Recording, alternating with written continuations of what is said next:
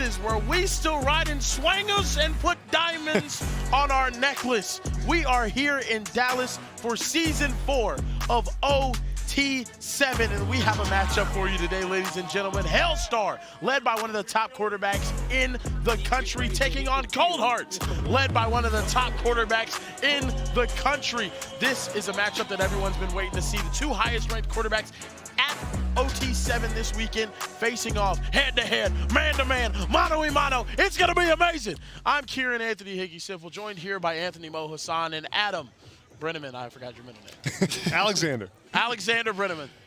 How we doing today, fellas? How you doing? Listen, we got some great divisional matchups tonight. Good night for some football. Let's go. We got the best quarterback matchup, like you said. Let's go. I'm telling you, these quarterbacks are unbelievably special. 5-star quarterback committed to the University of Texas. Steve Sarkisian's next guy, Mr. Diabell. Tell me about him, Mo. Mr. Bell is the next man up in Austin, Texas. We talked to him earlier. He sees himself like a Patrick Mahomes type of player. He is a leader, and what sets himself apart from everyone else is his ball placement. He allows his wide receivers to get maximum yards after catch, and he takes shots down the field. This guy's exciting to watch. He's not afraid to push the ball down. They have been unbelievable all week, and so has Ryder Lyons, the 5-star quarterback who we have glazed all week. Ryder Lyons makes the extraordinary plays look ordinary. He's a fast processor. He's got swagger, elite arm talent. Look at his athleticism right here. Tucks it and runs it in himself so he can do it on the move. Now, he needs to have that poise in a big divisional game like the one right now against Hellstar. You saw that backflip. He's an unbelievable athlete, and that side of the ball, Cold Hearts is going to be getting it first. Let's get after it, guys. OT7 Season 4 football. Let's get after it, man. Let's ride, boys. Ryder Lyons with that ball first, and that Cold Hearts offense led by wide receiver Celeste Moa. They also have BUNCHIE Young out there. Now, let it go. First down, deep shot. He's wide open. Oh, There it is. He's got him. what a way to start the game. Cold Hearts. Strike first, one play, one touchdown. And that's the throw we've seen Ryder Lyons struggle with, the deep ball. And right there, perfectly accurate, off the bench to throw a strike like that. Kenny Moore doesn't even break stride. Right on the money, Mo. I mean, that's how you start a game, right? Perfect. That is the confidence that we were talking about with Ryder Lyons. He is not afraid to take these shots. In the first day, he was missing a lot of these balls. He's made the adjustment, and now he is deadly accurate. And that is so good to see, because you want to see a quarterback make mistakes and then fix it immediately. And he has missed on those deep balls a ton yesterday and even today some, but that one right on the money. That might have been the most beautiful ball I've ever seen. And now at quarterback, Diabell taking over for Hellstar on a quick completion to his receiver, Gadden Honori. That was beautiful, man. That was a great start to this game after we gassed up these 5-star quarterbacks. It was like, wow, look at that arm, man. And let's give Kenny Moore some credit on the route there. I mean, he just outran the defense. Diabell, 5-star quarterback out of Miami, Florida, with a dime. Oh, my goodness. That was a dime and a half, gentlemen. A beautiful ball that bounces off his receiver's chest. Oh, man. Ball was right on the money, too. Couldn't have thrown it any better. Oh, man. Now, you're a Texas guy, Kieran. You think he takes over after Arch? Is that the plan right here? I think that he's going to have some competition. We got a guy, Trey Owens, on campus. KJ Lacey, we saw last year with Hellstar as well on campus. And now Diabell hopefully comes in. The Texas pipeline with Hellstar. We'll see who wins the job. It's tough playing for Steve Sarkisian, you know? It's one of those QB gurus like your head coach, Lincoln Riley. Diabell here, the number 3 quarterback in the junior class. He threw for 2,500 yards, 29 touchdowns, and 6 interceptions in 11 games until he hurt his ankle. He also plays against the toughest competition in all of South Florida. And if you could draw up what you want a quarterback to look like, I mean, 6'3", 220 pounds, good frame. Oh, and a dot. Oh, my And the flip into the end zone. Rosario Edwards, all 6'6" of him. Unbelievable throw and catch there from Hellstar as they tied this game up early. These quarterbacks are putting on a show. That throw was right on the money. I mean, if you miss even 1 inch to the left or the right, that thing's getting touched by the defense there. And then Edwards to have the concentration through the traffic there. And very impressive in the front flip. 6'6". Well, he flew. Oh, my goodness. Did he do another front flip in the pit? He's 6'7". They're saying. 6'7". Oh, my goodness. That's what they're saying. He's 6'7". Oh, my goodness gracious. We had some points. 6-7. 2 touchdowns in a couple minutes.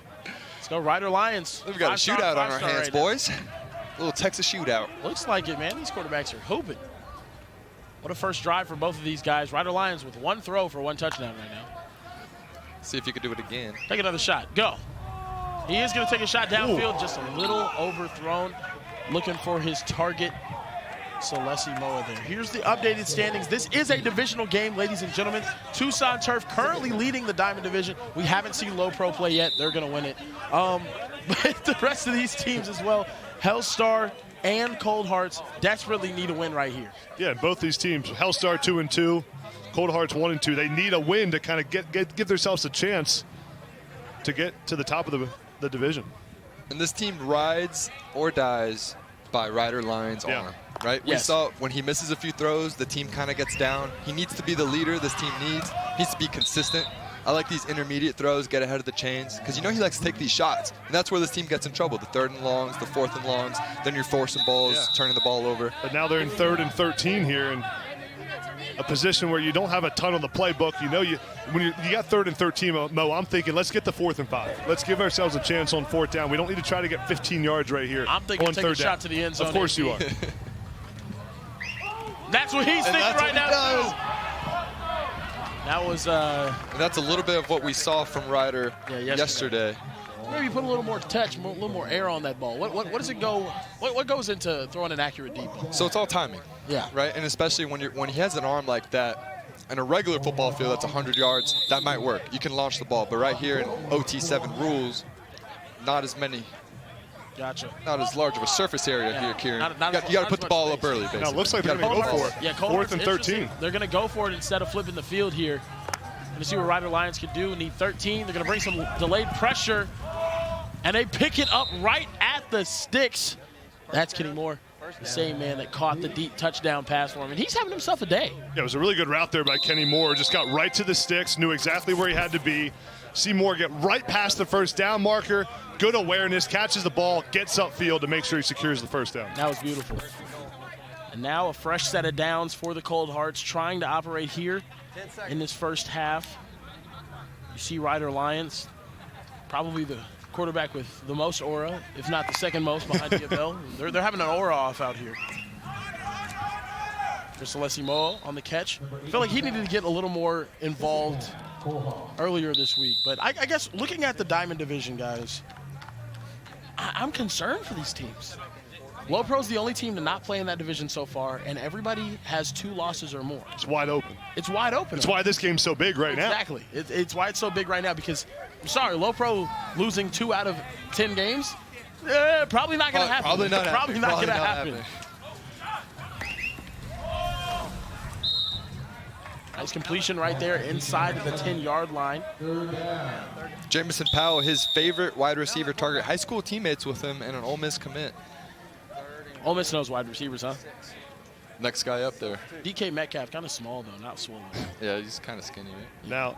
Now on the 6-yard line here, let's take a look at where Kauai Akana lines up. His big 6'3" target, 6'4" maybe. 6'7". I mean, all the way out wide to the right, number 13. I love the leadership here. Look at him talking to the receivers, changing some routes, really taking command of this offense. There he is. He finds Boom! What a call from AB. Touchdown for the Cold Hearts. Kauai Akana, their big tight end target in the back of the end zone. He plays everywhere, AB. Yeah, it was just a dig in the back of the end zone. Akana just finds the hole in the defense. That's a back of the end zone. He's running just an in route in the very back. There's a route in front of him that pulls the defense up, and then you just throw a high ball in the back of the end zone, your big target. And Akana just got that USC offer. We love how versatile he is. He plays defense. He got some picks earlier. Crazy also, he grew up in Brazil playing soccer. He just started playing football. His best football is ahead of him for sure. And now a new quarterback comes in for Hellstar. They run a 2-quarterback system, Deshaun Laporte. He's been dealing as well today. Hellstar surprisingly put themselves in a really good position. You know, they always say if you have 2 quarterbacks, you have none. Yeah. But it kind of works for Hellstar, right? You know, somehow Diabella, to me, is kind of the guy that's pushing the ball down the field. And then Laporte does such a good job just taking what the defense is giving him. He's so efficient in everything underneath. And so they really complement each other. They kind of go like every drive or every other drive. I think it's worked out I think 7 very on 7, well for them. you can run the 2 quarterback system though as well. Yeah. We saw Low Pro 2 years ago when they won season 2 of OT7 in the most dominant fashion ever. They had a 2 quarterback system. Kieran, the thing with Laporte is he's just really good at sustaining drives, keeping the. Oh my goodness! He almost throws a pick. Jinxed him so bad. Oh my goodness! And speaking of jinxing people bad, here's Tom with the man that he loves more than anyone, even his own mother, Mr. Ryder Lyons. Thank you, Kieran. I'm with Ryder Lyons. Hey, Ryder. What's up? 2 quick touchdowns earlier. How you feeling about the game so far? It feels great. We're moving the ball well. So yeah, I'm just excited to be out here. You see the guys in the booth up there, especially Kieran. He's been hating on you all afternoon. Thinks you're overrated. What do you have to say to that? It's my first 7-on-7 tournament, but Pass sails incomplete. I just tune out the haters. So we're just focused on what my team has to say, what my coaches have to say, and we're working. I'm just kidding. He absolutely loves you. He's a good guy. But it is your first tournament. What have you learned this weekend? What have you kind of been excited about? Obviously, you'll play again here in OT7 in a couple weeks. It was super exciting, super fun. I didn't think it would be this fun. I think I've learned it's a lot different than tackle football. It's almost like a whole different sport, to be honest. But it's just fun to be out here, and I'm grateful. But you love it, though, right? Of course. There you go. Ryder Lyons, Cold Hearts, go get a win, man. First 7-on tournament. It's incredible. That is crazy. It's taken them this long. Oh, yeah. You play any 7-on-7 back in the day, Mo? I did. I played for Florida Fire. Okay. And Deshaun Laporte on a 4th down, and he hits him in the back of the end zone. 14-14 now. Hellstar answers back on a key 4th and long. Oh my goodness! What a clutch 4th down play by Incredible deep Laporte. throw from Deshaun Laporte there. A guy that's known for kind of these shorter routes. Yep. And he takes a shot in the back of the end zone, kind of double pumps, finds his guy in the back. Beautiful ball right where you want it. And that's Gavin Honori, the wide receiver, just keeps working on that route. Yep. He originally had a flat route, then just kept working up the sideline when he saw his quarterback struggling. That's confirmed to be a touchdown. Perfect throw there by Laporte. That was beautiful. Just some great backyard football right there. Yeah, on 4th down, too. Yeah, Talk right when about you need it clutch. most. Exactly. Tie the ball game up. And these are my favorite kinds of games, guys. Like, it's just going back and forth. Great quarterback play. You know, I'm a big quarterback matchup guy. You love some good quarterback play. Oh, man. who doesn't? You love some good Who quarterback doesn't? play. You got to live for this. Let's right? see if Ryder Lyons slings this one down the field right here. I I want to see him take. take a shot right here to BUNCHIE Young. That's what I would love to see. That was the 3rd touchdown of the day for Gavin Honore, or of the weekend rather. And here is Ryder Lyons hitting his high school target, Jamison Powell, as well. AB, did they have 7-on-7 back when you were playing? Come on, man. I'm not that old. What That's back when crazy. I was playing? What do you mean? What about back in your coaching days? It wasn't invented Yeah, yet. we had 7-on-7. I played a little 7-on-7 action. Okay. I was played playing for wide it. receiver. I mean, I didn't play in the high level leagues like this. I was just playing like with my high school team. Okay. Fair enough. We fair didn't enough. have the leagues like OT7. If I would have played in OT7, it would have been How game long over. has 7-on-7 been around? Like 1900s when you were playing? Like, You want to hear something crazy? Fun fact about Florida Fire? what's up? Lamar Jackson was my receiver in 7-on-7. He was your receiver. Yeah. You were the reason. Wait a second. I'm not gonna lie, they messed up. They really messed up. They put the wrong guy at quarterback. That's crazy. That is so Is crazy. he called at wide receiver? I know they wanted him to be a wide receiver. I mean, what do you think? It's Lamar Jackson. Targeting Jamison Powell again was Ryder Lyons. But yeah, no, Lamar Jackson. Wow, that's crazy. I'd have put you at receiver. So he was, sophomore. I'd have put junior. you at kicker if it was Lamar. It was my freshman year, and he was just messing around, having fun. Kind of like Keyshawn. You know what I'm Okay, saying? okay, yeah, that makes Kind of sense. like, hey, I'm just gonna go out here and have fun. Yeah, Keyshawn I think that's Henderson, we're talking Keyshawn's comp, by the way. about. Is it? I think he's No, the that's Lamar fair. Jackson That's level actually athlete. very Yeah. similar. It's very similar. Yeah. Apologies, we've been saying Gavin Honore. It's Gavin Honore. I believe that's how it's said. It's beautiful name. It's a nice name. Shout out to his parents. Deep ball. Kenny Moore. Oh my goodness. Kenny Moore trying to elevate for another one in the back corner of the end zone. A perfectly placed ball. A great effort at trying to make that catch. It looked like AB in his prime. Way back in the 80s. Now, Mo, we talked about staying ahead of the sticks a little bit. You know, that play on first down, 13 yards, put Cold Hearts now in a couple downs where they had They had second down and both hands 7, on the third down ball. and 7. It was, man, what a great throw there. Allows them to take that shot. Yeah, I love the concept there too, AB, a switch release concept where it turns the zone coverage in the defense into man. It just puts the defense in a bind, the nickel corner and the outside corner, and they got separation, just the ball wasn't quite there. Yeah, and you see a lot of times these teams will put their fastest receiver in the slot to then get them one-on-one on that nickel like you're Got talking another fourth down right here. They're going to bring pressure, but Ryder Lyons is going to take off. What a run. I mean, he can move those feet, man. Yeah, that's a really underrated part of Ryder Lyons' game is his athleticism. I did not know this existed. Took off. Yeah, it's incredible. He can scoot a little bit. As soon as he sees that blitz come, too, he recognizes it, and then he takes off. The decisiveness to know when you want to run, when you want to look downfield to throw. Big first down there. And remember, he had that big game-winning rushing touchdown versus SFE in the opener yesterday as well, and did a backflip in the end zone, which was insane. He's got some serious oh my goodness, almost intercepted there. He's got some serious athleticism. That was a pretty scary pass to Coway Akana. This Cold Hearts team is not just Ryder Lyons. They have some incredible wide receivers. Celesi Moa, Coway Akana, BUNCHIE Young, Jamison Powell, the key guys that Ryder Lyons is going to be targeting, the guys that he gets involved a lot out here. Also, Jaron Pula. He's really solid as well. Yeah, our guy BUNCHIE Young had a big touchdown in the game previous. He's gotten a ton better with his route running and his strength. And shout out to BUNCHIE, just got a big offer yesterday too, Sacramento State. BUNCHIE's in the backfield right there. Shout out to BUNCHIE. I would love to see him at Sacramento State. My boy Brendan Marion, and that's a lot of contact to the end zone. No flag, and that's incomplete. And that's a turnover on downs for the Cold Hearts. Hellstar now with a little bit of momentum heading into halftime. Sorry, not a turnover on downs. That was just the last play of the half. A lot of contact there, guys. What do y'all think? Yeah, a lot of contact. I think that's just football. I think you just let the guys play. Good no call. I think there was some slipping there by the receiver.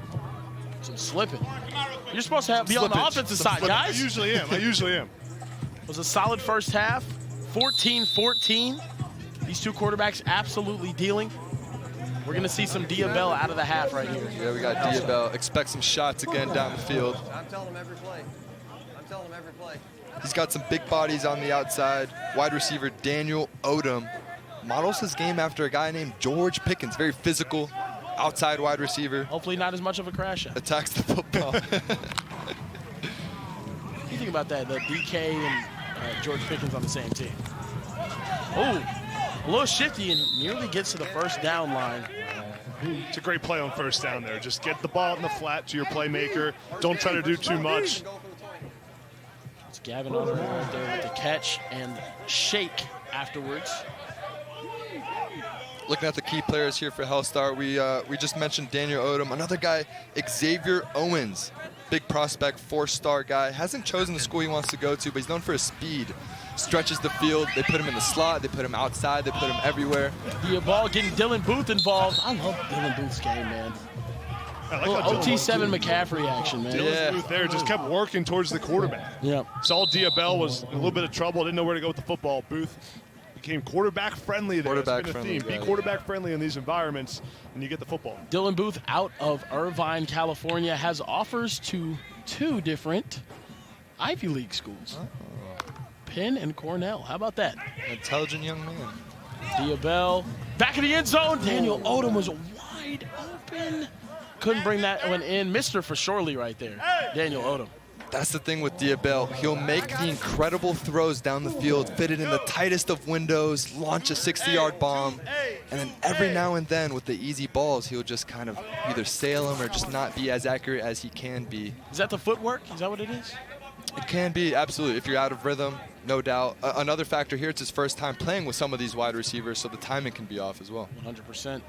Third down here for Hellstar, trying to capitalize on yet another drive. They're 2 for 2 currently. Diabell moved them right downfield. See what they got right here. He's gonna fire in the end zone, and Daniel Odom in the end zone over the top of someone's head, and he's gonna trip out. Trip.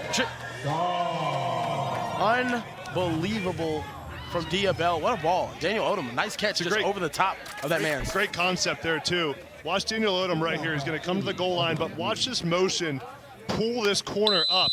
and then you're going to see Daniel Odom just come in right underneath it and sit in the front of the end zone. See the corner there, jump the running back. Odom comes right there. Perfect throw by Diabel. And that one is a confirmed touchdown. Got it over the top of his man. That was beautiful, though. AB, I didn't even notice that. I'm watching football like a commoner out here. It's all about, in this 7-on-7 environment, we see a lot of the motions to manipulate the defense. That also helps the quarterback out because the quarterback can see how the defense reacts to the motions. Yeah. Love seeing me some motion. That's Coach AB to you, Kieran. Oh, yeah, my fault, Coach AB. Call me Coach Brenneman. I drew plays for them yesterday, some of my beaters, and they weren't too big a fan. They were trash. I had some good ones. We were talking bad about you when you left. Okay, yeah. I got you. That doesn't hurt my feelings as much as you think. You know, you guys can't beat me on the game, so that's all that matters. Center, move the ball back. After a first down incompletion, we're looking at second down for the Cold Hearts, and I got to be honest, after starting off number 2 ranked, it's kind of tough for them right now, you know? They starting off 1-3, not the start that they wanted. Another loss here, I would argue maybe eliminates them from winning this division. They need to win this game. We're going to throw it down to Tom, who's down on the field with a very special guest. Thank you, Kieran. I am down here with Diabel. Good game so far. You guys are up 21-14. How are we feeling? Feeling good. Just got to keep doing what we're doing and obviously just keep putting more points on the board. Obviously, you're one of the best quarterbacks in the country. You're going up against Ryder Lyons, also one of the best quarterbacks in the country. Same class. Is this the first time you guys have ever matched up like in a game against each other? Yeah, it has been. It's been great being out here to compete with everybody. I know I've been looking forward to this for playing him for a while now, so it's good to be out here. Is it almost not personal, but like it makes you want to be a little bit more competitive knowing you guys are kind of stacked against each other? For sure. I mean, he probably feels the same way, but we both want to prove why we're the number 1 quarterbacks in the country, and that's what we're out here trying to do. Having a good time at OT7 so far? Good vibes? No doubt. Yeah, great vibes. Thanks, man. Appreciate you. Diabel, guys.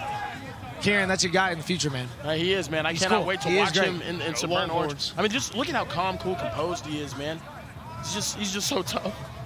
He's so tough. Little Mahomie over there. Little Mahomie, Jim. 4th and 8 right here. Big play for the Cold Hearts. Bunch of Young on a wheel. They're going to throw it up to him, and that's not going anywhere. Hellstar with some key stops on defense the past 2 possessions. And now, Deshaun Laporte and Hellstar is going to get the ball back. They did run a little delayed pressure right here.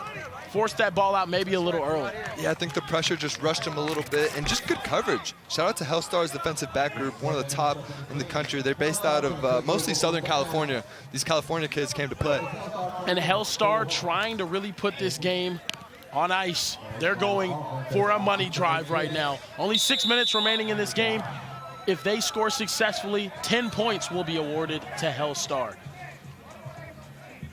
I think it's a good decision to use it right here. I think it's smart too. Also, they have to start at their own 10 for the money drive, so they won't get the spot where they just got the turnover on downs. Because it is a money drive, they're going to start at the 10-yard line. It's an interesting choice there to take the money drive and not take the field position. Yeah. It is an interesting choice. I wonder if that's going to affect them. Coaches are discussing it right now. I feel like, you know what? I'll take the money drive. You can flip the field here at OT7 anyway. You can give them the same field position. And also, I want to run more clock off right now. I'm already up. And you're icing the game right here with an extra 10 points. Exactly. Laporte, shot on the wheel, and that one was right by Gavin Honore. Substitution. Yep, we got Deshaun Laporte back in the game. I think that's the quarterback system to have in this situation, though, too. A guy that's good at nickel and diamond down the field. Yeah, absolutely. Good complete passes, not turn the football over. Trying to milk the clock here as well. Milk the clock a little bit. Yep. And a lot of the times here, it's about the operation. Make sure the guys are lined up, no penalties. Let's take a look at Deshaun Laporte, 3-star. Yesterday he had 4 touchdowns with 298 yards, and he was splitting time. Offer to Michigan State as well. The young 3-star athlete out of Folsom, California. Yep, there it is right there. You're up a score, 5 minutes. Harbor City, California. Harbor City. Don't need to force anything. This is where Laporte thrives. Just put the ball in play, let the clock. And if I'm Cold Hearts, I'm going to start pressing a little bit at the line of scrimmage. Their defensive backs are playing about 7 yards off. Now he's going to find Gavin Honore, who's going to get a first down for Hellstar, and they look in control of this game right now, ladies and gentlemen. This is a completely different Hellstar. someone that was predicting, said that they weren't that good and they weren't going to be that good in this division and maybe one of the bottom teams. No, Hellstar looks great, and to your point, Kieran, Cold Hearts, I don't know if they're the second-ranked team in OT7. Where do you have them here if, say, they lose right here? Because we all know how good Ryder Lyons is. If he plays well, they could beat anybody. So, look, I think it's tough. Ryder Lyons is first 7-on-7 competition. Yeah, he's going to continue to get better. He's going to continue to get better, but as of right now, I don't know. I wouldn't have him in the top 10. It's hard to bet against Ryder Lyons. Yeah, it's hard to, especially when he's hot. Like we saw in that last yeah. game, they started off slow and he ended up getting going. He had a little break now. It's our first game back. So who knows? But and they beat SFE, one of the best teams in OT7. They beat SFE, which is the craziest thing. SFE has the best record this weekend right now at 4-1, and they beat them. Support in the end zone, touchdown for Hellstar on the money drive. Daniel Odom again in the end zone. Daniel Odom, just such a menace in this low red zone area. He's the Oklahoma commit. He's so big and physical. He just gets these smaller DBs off of him. Creates, all you need is really like about a yard, maybe half a yard down there, and that's enough. And on that route, Odom started in the slot, then looked like he was going for the fade, put his foot in the ground on the comeback right there in the pylon. And a perfect throw there by Laporte. And these types of games, though, are also killer. Hellstar right now are 2-0. If they win this game, they'll be 2-0 in Diamond. Wow. Yep. So it's about winning those divisional games. This is a huge game. Cold Hearts have to respond right here. 3 minutes. You almost need a miracle to happen. You need to score quick. You need to get a stop, get that ball back, use the money ball, and the onside play. The onside play there. Got him. It is. Oh, did he get a foot in? Got one in. They're going to say he was out of bounds on that one. Let's take a look at that one. That was Jamison Powell. Jamison Powell and him have a great connection. Good throw here by Ryder Lyons. Great throws. Get a foot in there. Yep. Just a few inches short.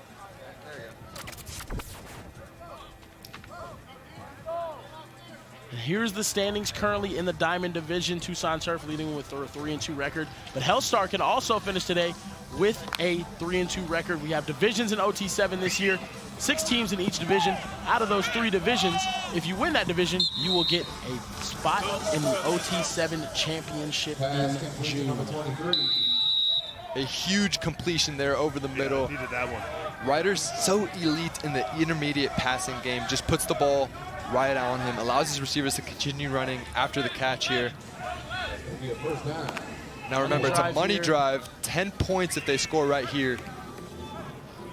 And now the path is score right here, then you have the onside attempt to get the ball back if you convert. So still a path here to victory for Cold Hearts, but have to start thinking about time here for Ryder Lyons. Yep. This year we do have an onside attempt at OT7 where you can take one play from the 20 and see if you score. If you score, you get that ball back. So. And anything can happen when you have Ryder pulling trigger. Exactly. Only a minute and 30 seconds. This game is still active. Yeah. We saw him in overtime the last time he played. We haven't seen a onside opportunity yet.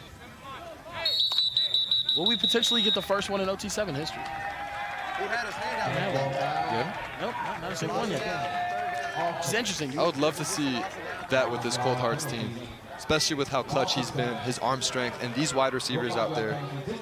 We talked about Celesi Moa, Kawe Okana, Bunchie Young, Jamison Powell. The layup game lost him down, which is a huge. It's a crucial penalty. That's a crucial penalty right there. Because now we got a 3rd down from the 7, and they need to score in 2 plays.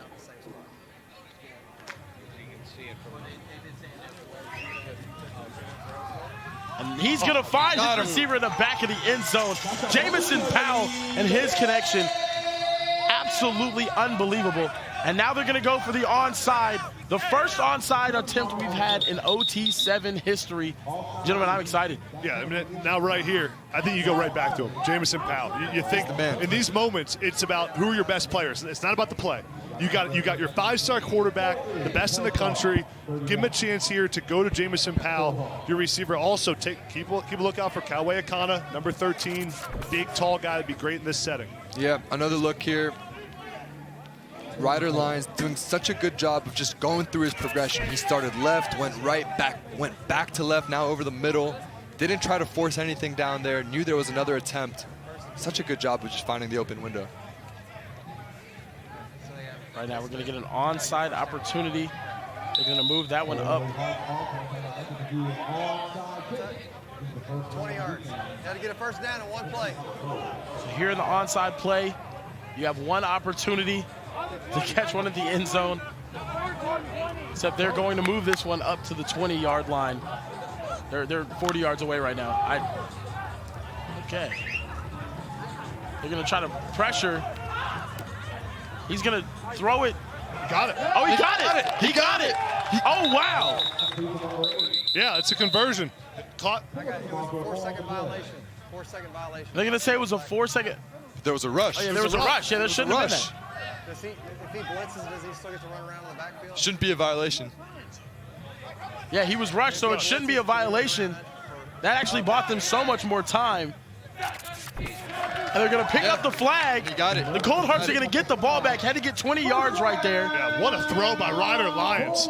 Picking up the flag. That's a first down now. 35 seconds left. Yeah, that's my apologies. My apologies. I thought they were going to move the ball up to 20. Had to get in the end zone, but it's actually just a 4th and 20 essentially. That's just Ryder putting the team on his back. That was amazing. They need this win in this division. They needed 20 yards right there, and with the rush in his face, that looked like Josh Allen back there, just creating time. Exactly. To find a way to escape the pocket and then throw off platform. Off platform. Across the middle of the field. Now the clock is running. Ryder Lyons has to manage this well. Only down 7. Can they potentially tie the game? This is a must-win situation for Cold Hearts. They're going to hit Jamison Powell over the middle inside the 5-yard line with only 18 seconds remaining. That clock is still ticking. If they play this right, they got 2 plays. They need to hurry up. Ball has to go in the end zone here. Incompletion's okay. Right here. What can Ryder Lyons do? He got hit it. in the end zone. He got it. They tied it up. Are you kidding me? Hellstar, after being in control of the game, now the question is, do they go for a 1-point gamble? The Cold Hearts. Coach, you going for a 1-point gamble? Yeah. Oh, wait, no, we don't. He wants overtime, fellas. They're it's looking like we're playing for overtime. 6 seconds still left on the clock. Right now, I'm throwing it up to one guy alone. I'm going to see what Daniel Odom can do. Watch this That's throw by Ryder incredible. Lyons, Mo. Just puts it right in there, zips it into Jamison Powell, who puts the team on his back. Ryder Lyons, unbelievable. You're going to take a shot down the end zone. Daniel Odom is there. And that's going to be intercepted. Knocked down initially and then caught off the rebound. And ladies and gentlemen, we're going to OT. Let's go. Cold Hearts needed that so badly. Got more and football. they just saved themselves. I think they probably would have not been even in contention for the Platinum Division, or for the Diamond Division rather, if it wasn't for that play. Let's give Ryder Lyons credit there for that drive. Yep. That was incredible.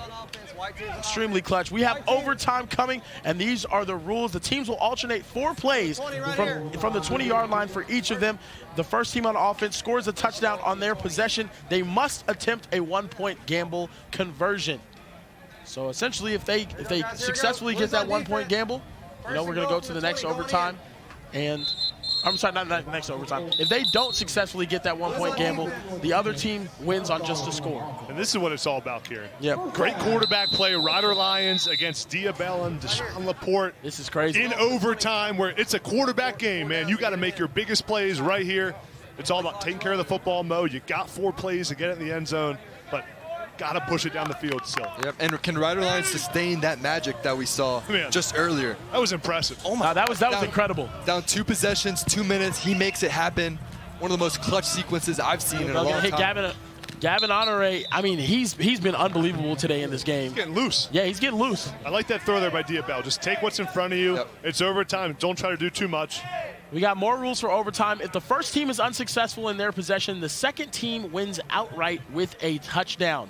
Sudden death occurs if the score is tied after the first possession for each of these teams. One team has 1 play from the 10-yard line, or from the 7-yard line, rather.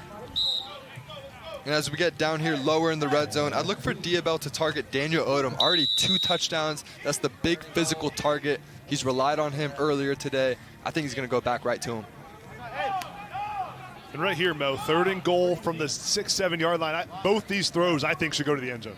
That's right. You got to get this in the end zone here. Give yourself 2 chances. And there's Daniel Odom, top of the screen, one-on-one right there. Big 3rd down here from the 7-yard line. Diabella looking to reverse field to Dylan Booth. What a design. And what a play from the man with Ivy League offers, Dylan Booth on the catch. And now we're going for a 1-point gamble. And what a designed play. They have Diabel and the entire offense going into the boundary. They have their slot wide receiver just go across the screen, gets lost in the defense. We see it a lot in college football nowadays. So creative, kind of a Chip Kelly style system that he's been running for a long time. A lot of teams have copied it in recent years. That's a good old throwback play. Exactly. Every offensive coordinator loves it. Roll your quarterback out, then throw it back to your receiver. This is the second overtime game for the Cardiac Cold Hearts. Daniel Odom in the end zone. He's going to catch it. And Diabel talking his stuff to the sideline. What a play for those two. Daniel. This play here. There's Dylan Booth right here. He's going to run a crossing route. Watch Diabel roll out, and as the defense flows this way, he's going to find Dylan Booth running across the field. See Booth there kind of sneak underneath. Diabel rolls out. Perfect throw to him for the touchdown in overtime. Then the 1-point gamble, hitting his guy Daniel Odom in the end zone. And Diabel getting animated too. Typically he's your calm, very reserved, even keel guy. And I kind of like that, showing that, that leadership, being outspoken. Listen, he's going to need that at the next level. We've seen some clutch play from these two quarterbacks. Oh my goodness. Now we're going to see if Rider Lions can clap back after such a clutch attempt to get the onside kick to go down the field, score the touchdown there at the end with little time remaining. Rider Lions has shown he's got that clutch gene. He closed out a game last time and took one to overtime that didn't have any business being that way as well. So. He's got the gene. You know what this reminds me of? Like a Chiefs-Bills. It really does. It really is. Playoff game, man. Exactly. Hey, Diabel was saying his call before this was Patrick Mahomes. Right. So maybe Rider Lions These is are Josh Allen. Some great overtime rules. I like this. It's tremendous. Having to go for the 1-point gamble, Yep. it forces the quarterbacks to make big plays. Diabel. And that's an interception on Rider Lions. They're going to return it for a touchdown for good measure. Hellstar gets it done, and they're going straight to the subway throne. Oh my goodness. The magic ran out for Cold Hearts. He couldn't quite get it done, just like the Buffalo Bills we had mentioned earlier. And it's the defense from Hellstar that wins them the game. That's Andy Lang, the corner, who jumped the route there, makes a great play on the football. They're doing the throw, and they're going to the pit. Oh, my goodness. Running all the way. I know they're tired. Such a running sprints. This is crazy. What a game between Hellstar and Cold Hearts. Let's take another look at that interception, fellas. Watch Danny Lang, number 20. Just gets up in the air, undercuts the out route by the receiver. Rider Lions doesn't see him, and Lang off to the races, the walk-off, pick 7. Yeah, Ryder had his wide receiver in that back pylon. Kind of wanted to get that ball about 2 or 3 feet above his head. Got a little bit complacent there. Played well all game, just made that final mistake in the end. And Hellstar moves to 2-0 in the Diamond Division and 3-2 total. Cold Hearts, number 2 team at 1-4. Guys, don't go anywhere though. We will be right back with more OT7 football. Final score from here, Hellstar 46, Cold Hearts 31.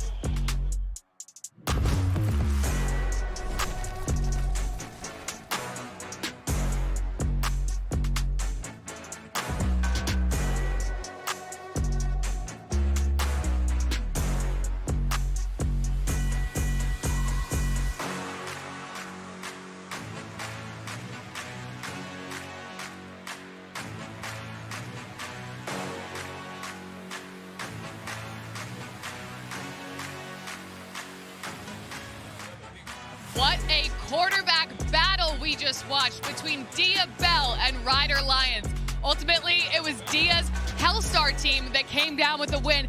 And DeJour, I think it's time to admit that we underestimated this Hellstar team. Oh yeah, this Hellstar team is actually legit. When Diabel comes to play, that team is moving, and there's nothing you can do to stop them. I think we are finally seeing what this team can do at their full potential. This is their 2nd divisional win. And so now let's look at these standings. We have SFE atop of the Platinum Division at 4-1. We have RG3 Takeover at 3-1. But now let's move to the Diamond Division, where Hellstar sits at number 2 at 3-2. But they have the same record as Tucson Turf. Again, these divisions are so tight, and every single game matters.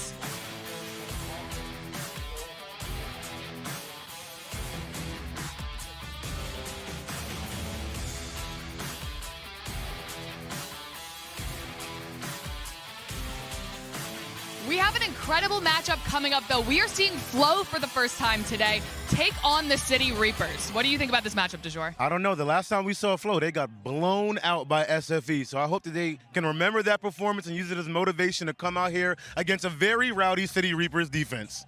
Fleaux is 0-2. They've only played 2 games so far, so they have a couple games to make up. The City Reapers, though, another team we underestimated. Yeah, the City Reapers, they got a juice. Them box boys, they are the battery for that entire team, and they're motivated. They are trying to win it all. And J.R. Harris, a quarterback, has also been incredible. So, DeJour, who you got in this matchup? I think I got the Reapers, especially if they start Cypher. I think I'm taking the Reapers, too. But stay locked in with us in the comments. Let us know who you got in the chat.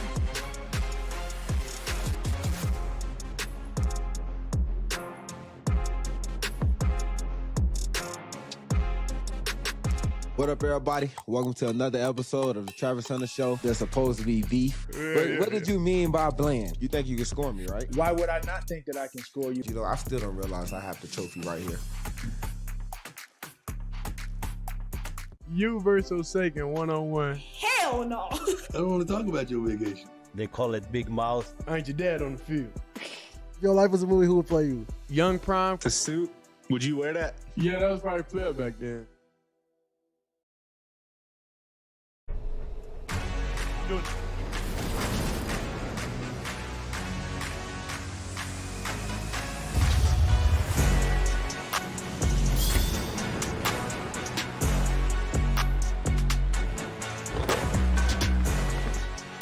Welcome back to Dallas, Texas, here for Season 4 of OT7 football. We have seen some incredible games this weekend, some incredible catches, highlights, all of that.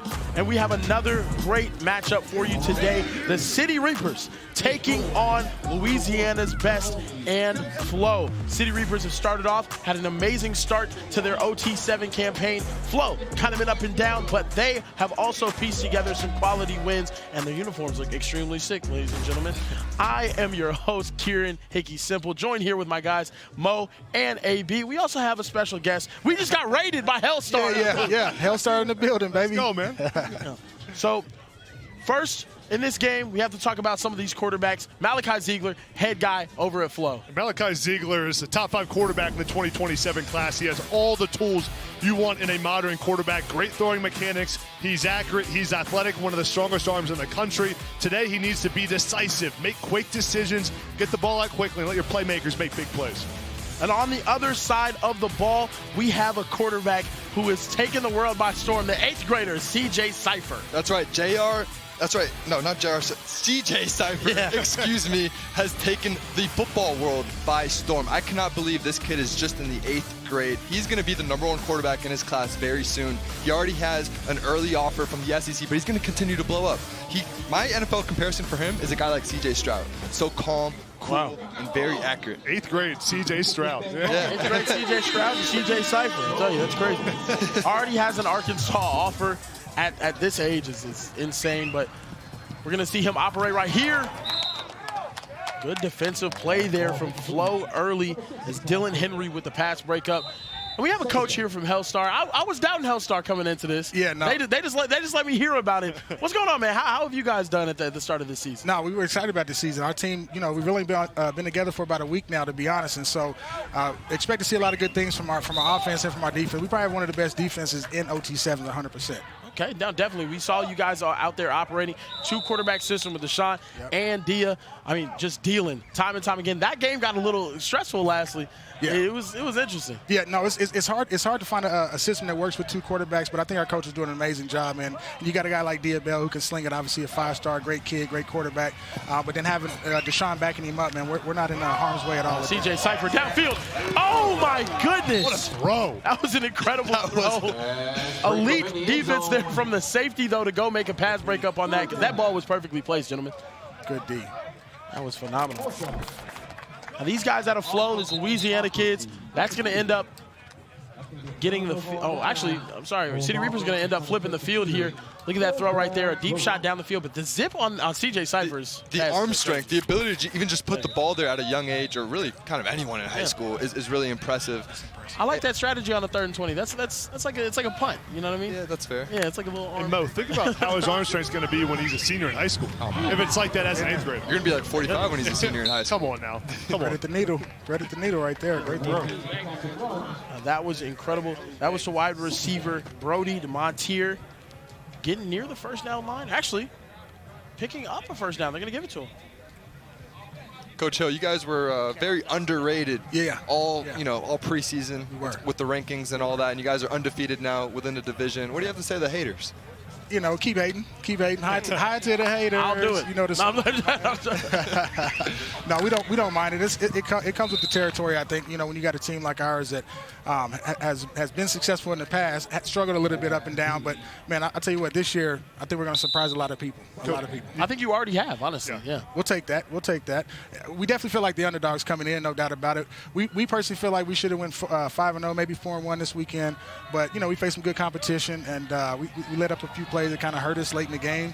But we finished on a great high note right there. You can't ask for anything better than that. Well, Coach, you mentioned your defense. How about the play Danny Lang made at the end of the game to intercept that football and seal it for you? Unbelievable. You know, one of our 4 or 5-star kids, man, and if you go back and watch it, it looked like he was just floating in the air for a while. And then to take it back, pick 6 at the end of the game is a big time. Hey, that's what you want to see here at OT7s, man. So Hellstar definitely going to give you a show, no doubt about it. No, definitely. So much talent out here, though, too. What was the strategy looking like, you know, going into that overtime period? It was pretty stressful right there. Ryder Lyons led his team all the way back with that big onside kick and then that last drive as well. Yeah, you can't count someone like Ryder Lyons out at all. I mean, obviously, with his talent, he's going to put his team in a position to win for sure. Oh, tipped up and intercepted. The Box Boys again, stealing a possession from somebody. This unit has been unbelievable all weekend long. Now, for us at the end of the game, we had a lot of confidence in our offense. We knew they were going to score. And then for us, man, we believe in offense wins games, defense wins championships. And so we treated that last overtime series right there like a championship game. So we knew we had to have it. Coach, I got to tell you, I love the throwback play to Dylan Booth. The rollout there. Yeah. That's a great one. It's big time. Around the goal line, always a good call. It is big time. And sometimes when you're so wide open, those are the passes that are easy to drop, right? So we're really happy that he pulled it in and got that for us. CJ Cypher dealing right there with an absolute laser for a first down. And City Reapers moving the ball now inside of the 20. Coach, you know, you did have a lot of haters. Me being one of them. And oh, I heard. You know, it wasn't that I was hating on anyone personally. It was just more so last year. Yeah. Hellstar came out and it just wasn't too impressive of a performance. And this year, I think it's been incredible just seeing like how everything's turned around. Yeah, no, we appreciate it, man. We definitely struggled last year. We made some changes, you know, some personnel changes. They brought myself in. I used to coach a team called the Unit for the past 5 or 6 years, and they brought me over. And you're the special sauce, really. Yeah, well, I wouldn't say that. That's okay. You could be cocky. I'm part of the mix. I'm part of the mix. Yeah. I'm one of the seasonings that you put in it, right? So, we've made some changes. Touchdown. And there it is. City Reapers, CJ Cypher rolling out with ease, getting them on the board. This kid is special, man. And guess who, Kieran? Damian Henderson. Damian Henderson. On the goal line, end zone, finds his receiver. 8th touchdown of the week. 8 touchdown passes caught this insane. weekend. That's the guy. I mean, he set the OT7 single game record in touchdown catches, which was tied later on today with Chris Stewart. I mean, this is unbelievable. CJ Cypher, what he's doing is 73% completion percentage today. Mo, is that good? It's decent. It's decent. That's all right. That's all right. Decent. Coach, can you contextualize? You've been obviously coaching high school football for a long time. Yes, an 8th grader doing this at this level versus 5- and 4-star prospects? Yeah, that's impressive. And what I like about him is that he's not hesitant. He sees a guy and he lets the ball fly. Yeah, he's confident. Yeah, absolutely. I mean, and it can be intimidating. Some of these guys are, 4 or 5-star, 250-pound, 220-pound linebacker type guys. Good catch. And he just lets the ball fly with confidence, man. That's what you like to see in a young quarterback that's not afraid to spin it and let it go. At quarterback, it's all about being a quick processor. 100%. You got to see it quickly, and to see it as fast as he does. Yeah. I mean, normally you're a junior in college until you see it that quick. Absolutely. But he just processes so quickly out here against really good defense. Yes. Yeah, he does. He lets it go. And I actually have twin boys, Torrin Hills on our team, and my other son Titus Hill, who's a quarterback also. And so I love for him to be out here and watch this because he's very similar to that young cat right there. He's just let the ball out, man. Just feel confident and let it go. We have a quarterback change here for Fleaux. It's Hudson Fields in the game. We saw some of him yesterday. He's taking a shot downfield. Oh, and was that caught? Oh in? my goodness, he's gonna be out of bounds. But what a cover to catch Well, that remember, ball. Hudson Fields did something similar yesterday. His first play back just launched the ball. It's so hard to do as a quarterback when you're cold. You don't have the rhythm of the game. They just throw you in kind of as a spark plug. Maybe a Mo Hassan type quarterback, but not a Kieran. Something like that. Something like that. It reminds me of Mo. You know, if I can say one thing, I think one of the biggest things about our team this year is the buy-in from the players. Yeah. Right? I mean, they're believing in the system, they're trusting the process, they're showing up when they're supposed to, and they're doing what we're asking them to do. And as a coach, that's all you can really ask from your players. Not as many divas, huh? No. Deep shot, and he's open. Touchdown for Fleaux. Easton Royal in the end zone. In the pit. He has been unbelievable this weekend. In the pit. Easton Royal jumping into that pit. Coach, you got in that pit yet? What's that? You got in that pit yet? No, after our pick 6 right there, I had enough energy to run down and sit on the throne, and then everybody ran down there. I said, I don't know if I got enough juice. Yeah, I'm not running all the way I don't know back. if you come out of that thing. Yeah, exactly. You might have to pull me out of there with a crane or something like that. So, Man, what a route here by Easton Royal. Getting open back of the end zone, the wheel route up the sideline. A perfect throw by Hudson Fields. Guys, count me on the Hudson Fields bandwagon. Are you on? Oh, I'm on. I'm fully. I think I'm driving the train. I'm driving the bus. Conductor right here. CJ Cypher. All he does is find again, he's getting completions and another touchdowns. completion. Yeah, moving the chains. Just move the chains. And speaking of quarterbacks, Coach, you guys have one of the top guys, Diabel. Can you talk about his development, becoming more of a leader from his junior year, now going into his senior year, and also kind of what Texas fans should expect at the next level? Oh, they're definitely going to get a superstar. There's no doubt about it. I mean, he's very patient. Great concept. He's wide open. Oh, my goodness. Touchdown. Guess who? Touchdown. Damian Henderson. Touchdown. Yeah, no. Oh, they're actually going to mark him just short at the 1 yard line. Don't worry, he'll score next They're week. looking at it right now, though, to see if he was touched short. But, oh, my goodness. That's why you got to finish. Actually, they're going to call this. The last play has been confirmed. I believe they're going to call this. Yes, Down they're at going to the call 1 it yard short, line. down at the 1 yard line. Wow. Let's see if they go right back to him here. He's all the way out wide, bottom of the screen. Oh, they must. Got hit. Oh, my goodness. What a catch by Aaron Gregory, the superstar wide receiver over there at the City Reapers. Brings home that one perfectly placed. 6'3", 180. And when you have a guy like Damian Henderson underneath, you send Gregory behind him on the corner route, throw him the high football, nice throw. Great catch in the back of the end zone. Yeah, now as a Texas fan, I'm very upset I have to see that dude play against my team. Yeah, now Texas is going to get a superstar for sure. And it's been fun to watch him develop, and we're excited that he came back to Hellstar this year. So shout out to Aaron Gregory. Shout out to him. Shout out to Hellstar for all they do for these kids, man. A lot of people don't know what they do behind the scenes for the kids is amazing. Obviously, it's a big clothing brand, one of the biggest in the country and the nation. But, I mean, what they do for these kids behind the scenes is amazing for sure. Definitely get those shirts. Coach, can you give me a shirt? Yeah, what's can we get some in the booth? Come on now, can we get some? I got you. A nice little 2X. I'll fit that thing, man. We got you. Y'all just continue to show us love, man. Just believe in Hellstar. We're here. I'll believe you guys as long as the shirts come. I believe a lot more with a t-shirt. We'll take hats. We'll take some shorts. Shoes. You got shoes too? We got them. We got them. It's in the makings for sure. Hudson Fields with another find over the middle. They're moving the ball right now with Hudson Fields. A lot of the talk has been CJ Cypher, but Hudson Fields out here dealing. Big Brody right there with the catch over the middle. Yeah, what do you think about Fleaux's uniforms now, though? You're used to seeing them in the purple and gold. Now you're seeing a white and lime green. I actually like these a lot. Those are kind of smooth. I think they kind of rival Hellstar's uniforms. I think they're up there, you know? I love Hellstar shirts. How about the helmets? As long as you guess that. How about the Fleaux helmets? They're a little different. They are a little different. Looks like a bike helmet. Yeah, a little bike helmet, exactly. Interesting. Aerodynamic. Oh! A little miscommunication there. Wanted the flat route there, but I'm off the bandwagon, Mo. You led me astray. You're off now? No, I'm playing. just a miscommunication, man. Just miscommunication, wrong route. You got to tell your receivers to be great. That's what Brady did. He told his defense to give up 3 points in the Super Bowl. No, Fleaux is an unbelievably talented team, though. Some of the best players in the NFL came out of this program. Jamar Chase, Devontae Smith, Malik Neighbors, Derek Stingley. All of those guys played for this program down there in the boot. And, you know, what can you do? What can you do? Forgot Bryce Underwood, too. Bryce Underwood last year as well. Another ball. And what a defensive effort there from Jontavius Wyman. The DBs here for City Reapers are the real ones. These Reapers. If their offense could just keep it up, CJ Cypher can keep it up, I can see them making a real deep run here at OT7. And you can see Wyman there. He's only 5'11", but he plays a lot bigger than that. That's a plus wingspan right there. Goes up and gets the football to knock it out. That would have been a touchdown if he didn't get up and knock that one down. 100%. Yeah, the Reapers are long. They're big. They're probably the biggest team that we faced out here all weekend.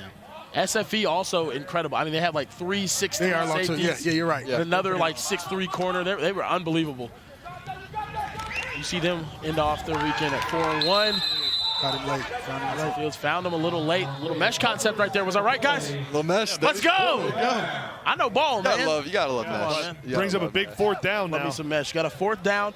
Got to get in the end zone right here. I'm looking big body wide receivers.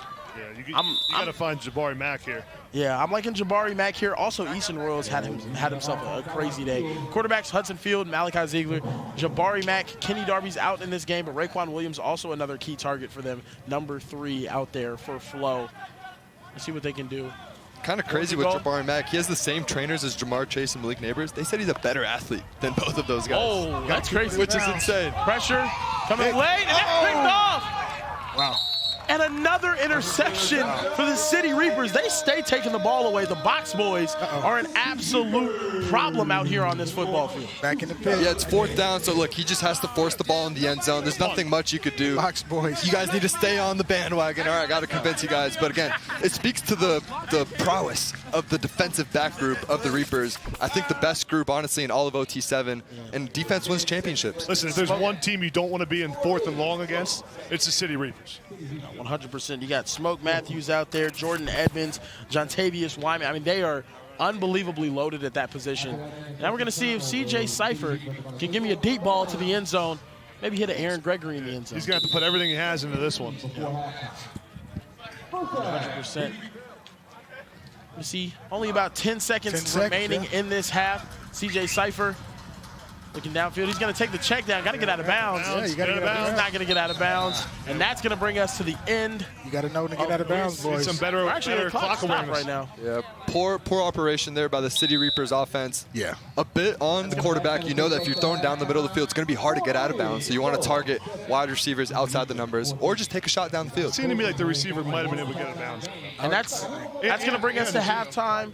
We are at 14-7 City Reapers and Fleaux. We'll be right back. Coach, thank you for stopping by and talking to us. Yeah, we appreciate you having us. Yeah, thank you. Good luck the rest of the way. Yeah, thank you. Honestly, Hey, We'll be waiting for our shipment. We got you. XL, 2X. I won't forget about you if you don't forget about me. Don't count us out. Preferential treatment, you know what I mean? However many shirts I got on my back. That's all I'm saying. Don't count us out. Hellstar in the building. Shout out to my mom, too. Love you, moms. Love you, moms. Shout out to Hellstar, man. Appreciate all you guys do. Thank you. Thank you. Thank you so much. Thanks, Coach. Appreciate it. All right. Thank you, man. Starting the second half, here's Fleaux. Malachi Ziegler back in at quarterback. Trying to see what they can make shake here. Getting the ball after halftime and not got this game out of control. Yeah, another change at quarterback. And AB, you mentioned Ziegler earlier. He's a top 5 guy in his class. And he's just your stereotypical modern quarterback. He can throw the ball, but he also can extend plays. If you rush him, you better get to him because he's going to make you pay. And he can rip a 15, 20-yard run at ease. He's another just big, strong kid. Just like, I can't believe he's a sophomore in high school. That just doesn't really make too much sense to me. No.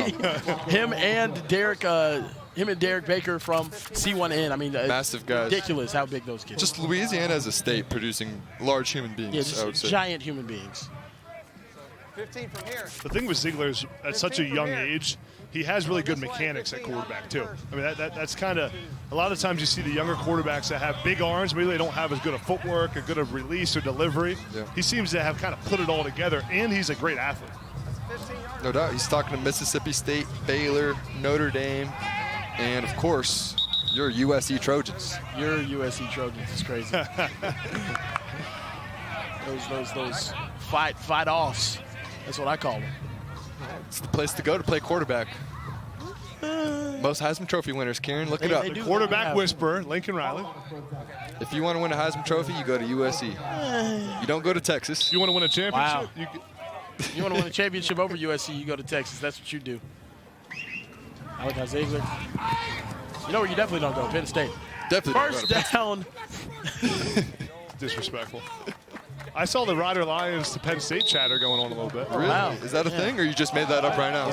Overtime Tom was saying that. He was putting that in somebody's ears. Yeah, A horrible idea. Jabari Mack, this kid is special. Like you said, trains with Jamar Chase, Malik Neighbors, and they were saying he is just as much, if not better, of an athlete. They're saying more athletic, which than I don't know how that's possible. Yeah, that's crazy. Jabari Mack, official visit scheduled to LSU, Texas, A&M, and Ohio State, so someone's getting a great one. Yeah. Hopefully not Ohio State. They have too many receivers, I think.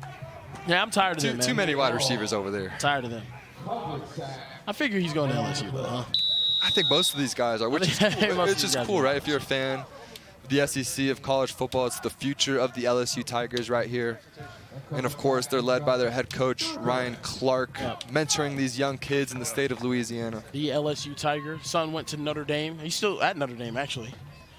Third down here. We'll see if Jabari Mack can get open against great defensive backs, the City Reapers. This is where scheme comes into play, too. You're playing a defense like City Reapers. You got to scheme up a good concept. Malachi Ziegler looking to the end zone. Oh, no! And right through the hands of Raekwon Williams. We haven't really called his name too much recently. Maybe out of rhythm there, but drops that one. He's an incredibly talented wide receiver, also from Louisiana. That one's tough. Good throw. I mean, you couldn't be any more accurate than that with the throw by Ziegler. Just turned his eyes upfield before he caught the ball. You saw that head turn a little bit. He's strolling thinking into the about end getting zone the end zone. there, Yeah, you got too excited. You got to secure the catch first. And now a fourth down for Fleaux. Need to get in the end zone. The box boys trying to take that away from him. And they're going to send pressure. Ziegler's going to roll out. There's a flag. That pressure might be earlier. Complete throw across the field and a touchdown. Are you kidding me? Off his back foot. Oh my goodness. And we're checking the flag right now.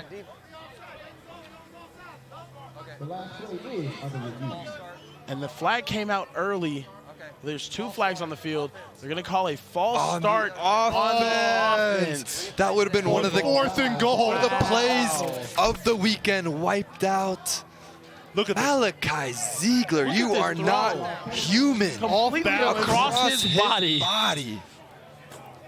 That throw is all arm as well. I mean, his feet aren't even set when he's throwing that. At all. And the awareness to look that far across your field. Because typically option one is going to be run the ball or guys on your side of the boundary. And he's looking all the way across. Incredible awareness by Ziegler.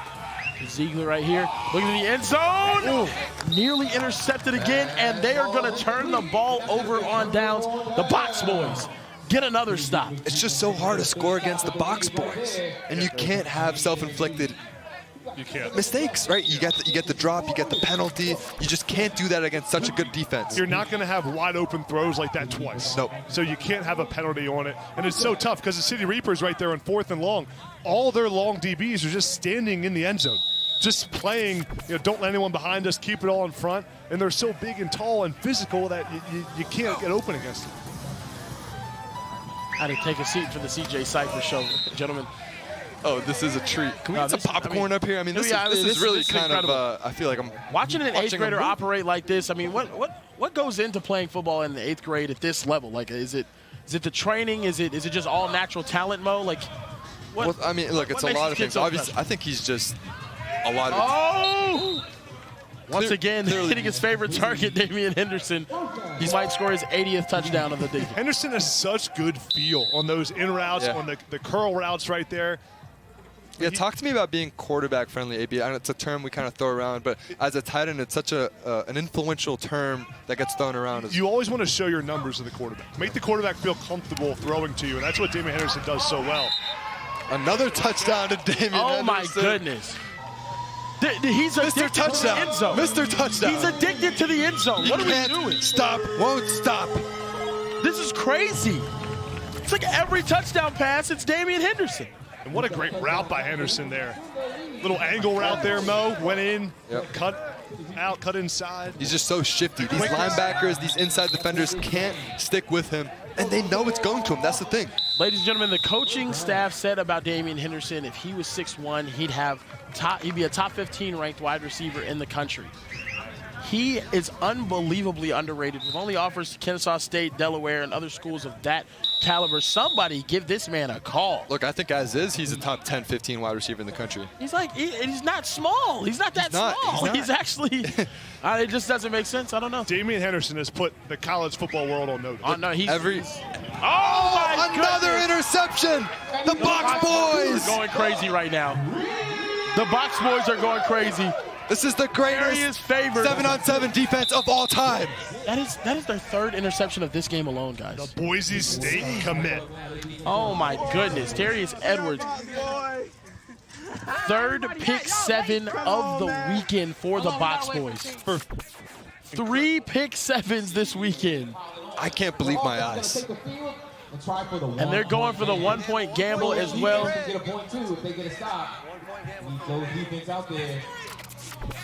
Oh, man.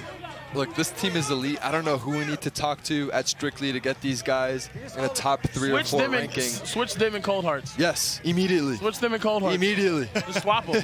Somebody They do look it. unbelievable. I want to see City Reapers versus Low Pro. That is the matchup I want to see. They have the greatest 8th grader I've ever seen in my entire life. This is just crazy. CJ Cypher. Another touchdown. Bring it in to Aaron Gregory. Oh my goodness. And we're right here next to CJ Cypher. He runs off like it was nothing. Nah, like he is literally chilling in his backyard with his dog remind me of a CJ Stroud. He really does remind me of a CJ Stroud. All these playmakers, CJ Cypher, Damian Henderson, the defensive backs, and then you add in Aaron Gregory. Don't forget about him. I mean, the Texas A&M commit, one of the best in the country, making a play on the 1-point gamble. And Fleaux is going to go for a money drive right here. I wonder why the 1-point gamble right there. We'll have to talk to Coach Ballard afterwards and find out. But after a slow start to this tournament here for City Reapers, just getting smacked in the first game, they look unbelievable. Yeah, Coach Ballard for City Reapers. They're back in. He's going to – oh, my goodness, what a catch. Snagged by It's this guy, Easton Royal. Yeah, Easton Royal's honestly probably been their #1 wide receiver this year. And honestly, Fleaux is missing their other top target. He had an incredible game the first couple, or actually the first day, but I believe he's out with injury today. Yeah, Easton Royal, the speedster, 4.41, 40-yard dash, Miami, Ole Miss, Virginia Tech offers. Right there. And we got Tom down on the field with the superstar of OT7 this weekend. Thank you, Kieran. I am with the guy who has 10,000 touchdowns, Damian Henderson. Do you actually know how many touchdowns you have? No, sir, I don't know. Did you lose track? Is this? Yeah, I lost track. Well, I really wasn't even looking for it. I was just trying to win the game. It doesn't really matter which quarterback is in. It feels like they always look for. Is it like, are you bribing them? Why are we only throwing it to you? I don't know. I don't know. So you have 8 touchdowns. Very amazing. This weekend, which is pretty unbelievable, I have to say. I'm very impressed. How do you feel the City Reapers are doing? You guys lost your first game. Everyone was kind of down on you. Since then, you picked it up a little bit. Yeah, we just came together as a team, and we're just looking to win. And we're coming back to OT7. There you go. Appreciate you, Damian. Doing your thing. Back to you, fellas. Humble. Very humble kid. Just a good kid. Yeah, the kind of guy you want to root for. Again, probably the single most underrated prospect in the entire country, but probably not for long, really, after this. I don't know. If I was getting dropped off, I want him to be cocky. That's just me. I agree. I want you to talk your smack. After seeing Damian Henderson play now, what conference do you think he fits the best in? SEC. He's an SEC guy? Yeah, I think he's a big time I think he's an ACC receiver. I think got 3 different conferences. No, listen.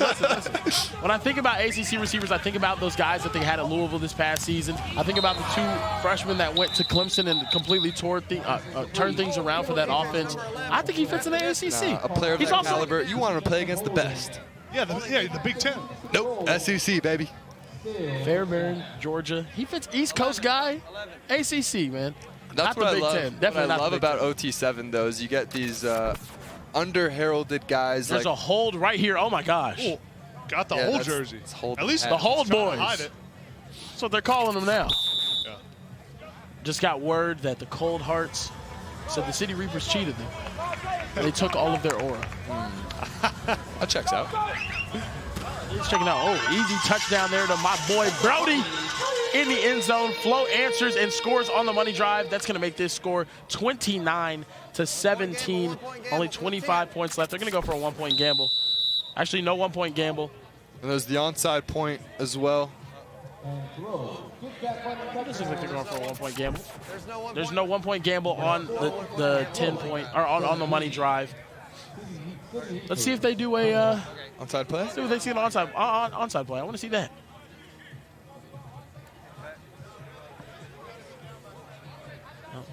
Malachi Ziegler jogging off. Right now, these are the standings in the Diamond Division. Hellstar in firm control with a 2-0 conference record and a 3-2 total record over Tucson Tucks and Turf. City Reapers, Cold Hearts in dire need of a win, and so is Fleaux. Looking pretty grim right now for them making the OT7, or for them winning this division and making it to the City Reapers OT7 closing playoff. this game out will give them a tie for the lead in the division. Who would have thought? Who would have thought, man? And listen, we'll talk all about Damian Henderson and CJ Cypher, but the defensive backs for City Reapers might be the star. And we are getting our second onside play here. Need to get to the 20-yard line in order to have it. Oh, Brody's open! And it's broken up late. With the opportunity to potentially make this a closer game. Comes up short. The Box Boys boxing it up again. Yeah, you see the arm talent there from Ziegler, zipping this into a tight window about 30 yards down the field. That is not an easy throw, guys. Yeah, and that's Jordan Edmonds, the defensive back for City Reapers. Look at him punch that ball out at the last second using that right arm. Textbook defensive back play on the ball. And that's going to do it for this game. The City Reapers moved to 3-2 on the first weekend of OT7. 2 stars were born, Damian Henderson and CJ Cypher, as well as their defense being official. Fleaux, unfortunately, moves to 0-3. We will see more of them. Guys, don't go anywhere. We have more OT7 coming back. 29-17, the final score. I'm unbelievably happy. I've lost all my aura. My voice is almost gone, but we got more football on the way, so you better not leave.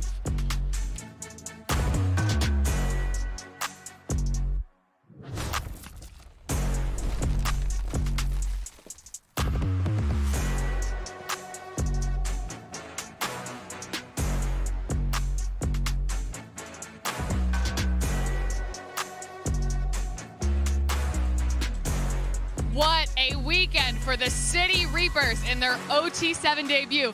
DeJour, I don't know who to talk about first on this team, whether it's the defense, the offense. They are firing on all cylinders. I can help you out. Box Boys come out to play. They are insane. Terrius Favors on the weekend has 3 pick-7s. I mean, that is a crazy stat. Yeah, nah, he's actually just farming touchdowns. I mean, this secondary is so legit, and they are making me realize why they say defense wins championships. Yeah, I was on there on the sideline with them, and they're just having fun. They're so youthful, and they just win it all. But you can't talk about the City Reapers team without talking about Damian Henderson. 8 touchdowns so far, and that puts the City Reapers at top of the Diamond Division with a 3-2 record.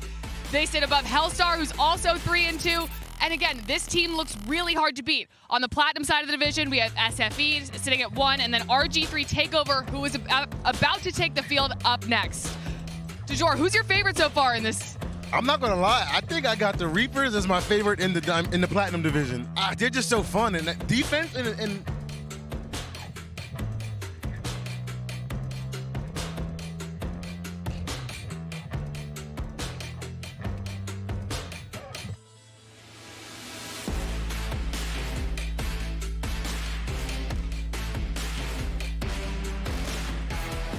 You're right, DeJour. The Reapers have been cooking, but another team who has been cooking is RG3 Takeover, who won our Sunday Showdown earlier today. yeah, you know, Kieran Hinkie Simple, he had the RG3 not winning at all, and now they're one of the best teams in the league. They are doing great so far this weekend, so stay locked in with us. Let us know in the comments who you got.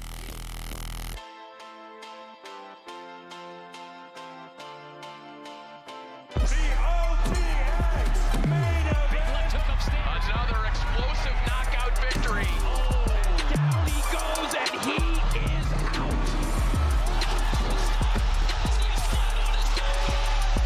Catch OTX 12 San Diego, March 22nd at Sequan Casino.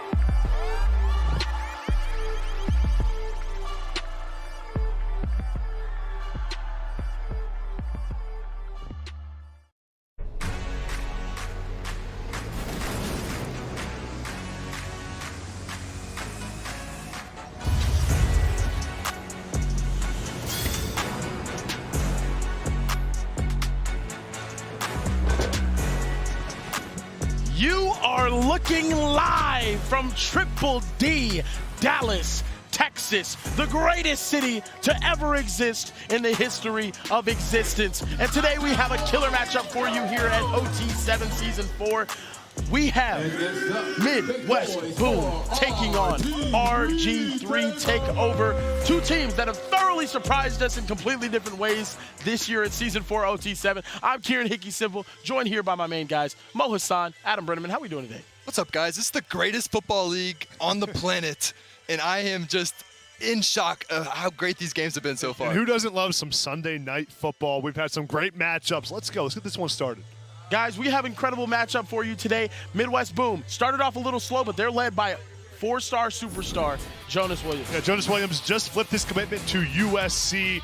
Listen, he has arm talent and ball placement that stands out right away, but he's not just a big-armed quarterback. He throws with precision, with accuracy. He understands defenses, and he can make big plays under pressure. He needs to have a big night against a really good RG3 Takeover defense. Yeah, gotta have a game for them over at over there at Midwest Boom with Jonas Williams. On the flip side, the most underrated quarterback in the country, Grant Smith. Maybe not underrated anymore after this weekend. I love how Grant Smith plays this game. He's a big quarterback. Physically, you see him, he's all of 6'4", 6'5". He can run, he could throw. He's got offers from TCU, Kansas State, just got a Tulane offer recently as well. I love the way he plays, and he's got some moxie to him. He's very confident too.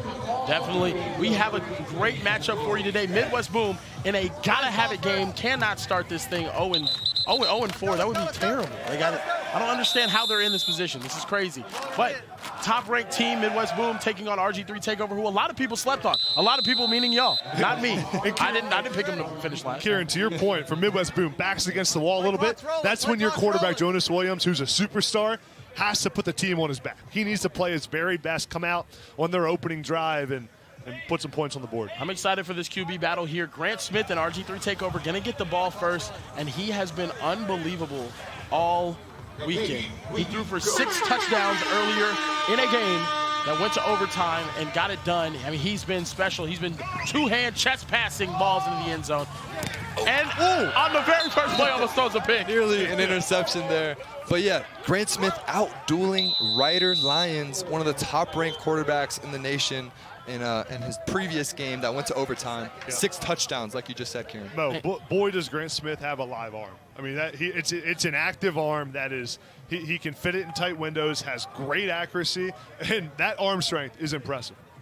Yeah, and he has a chip on his shoulder because he's going against some of these top prospects. He does have offers, but he's not typically spoken in that same breath. They're taking another shot downfield to Chris Stewart. Touchdown, RG3 Takeover. Chris Stewart up the seam. What a ball and what a player. I cannot wait for him to get to Texas. Can he play right now? I need him on the team right now. I think he's ready, Kieran. Reclassify right now, Chris. I need you on my team. And Chris Stewart with the speed here. Watch this route. Watch him right here. He's going to be running a little seam route, and he's going to bend it right over the linebacker he's playing against right there. Watch him cross the backer and then bends it right in the middle of the field. That's a perfect route. As soon as you clear the defender, become quarterback friendly, and give him a shot to throw the football to you for the touchdown. He reminds me a lot of another Texas wide receiver this past season. Just was the fastest wide receiver with the combine, Matthew Golden. That's really what he reminds me of. I like him like a Xavier Worthy type as well. Oh, wow. Ooh, what a catch for Blaze La Vista, getting it going for Midwest Boom. And guys, we're going to talk about Boom. We got to talk about what Coach JR has on right now. He has a mink vest on, it looks like, with the sleeves still out. I need 2 claps and a Ric Flair from him down there. This what do is you ridiculous. think of that fit, Kieran? I mean, look. 1 out of 10. What are you thinking? They struggled yesterday. He came back with vengeance on his mind. That's beautiful. Oh my gosh.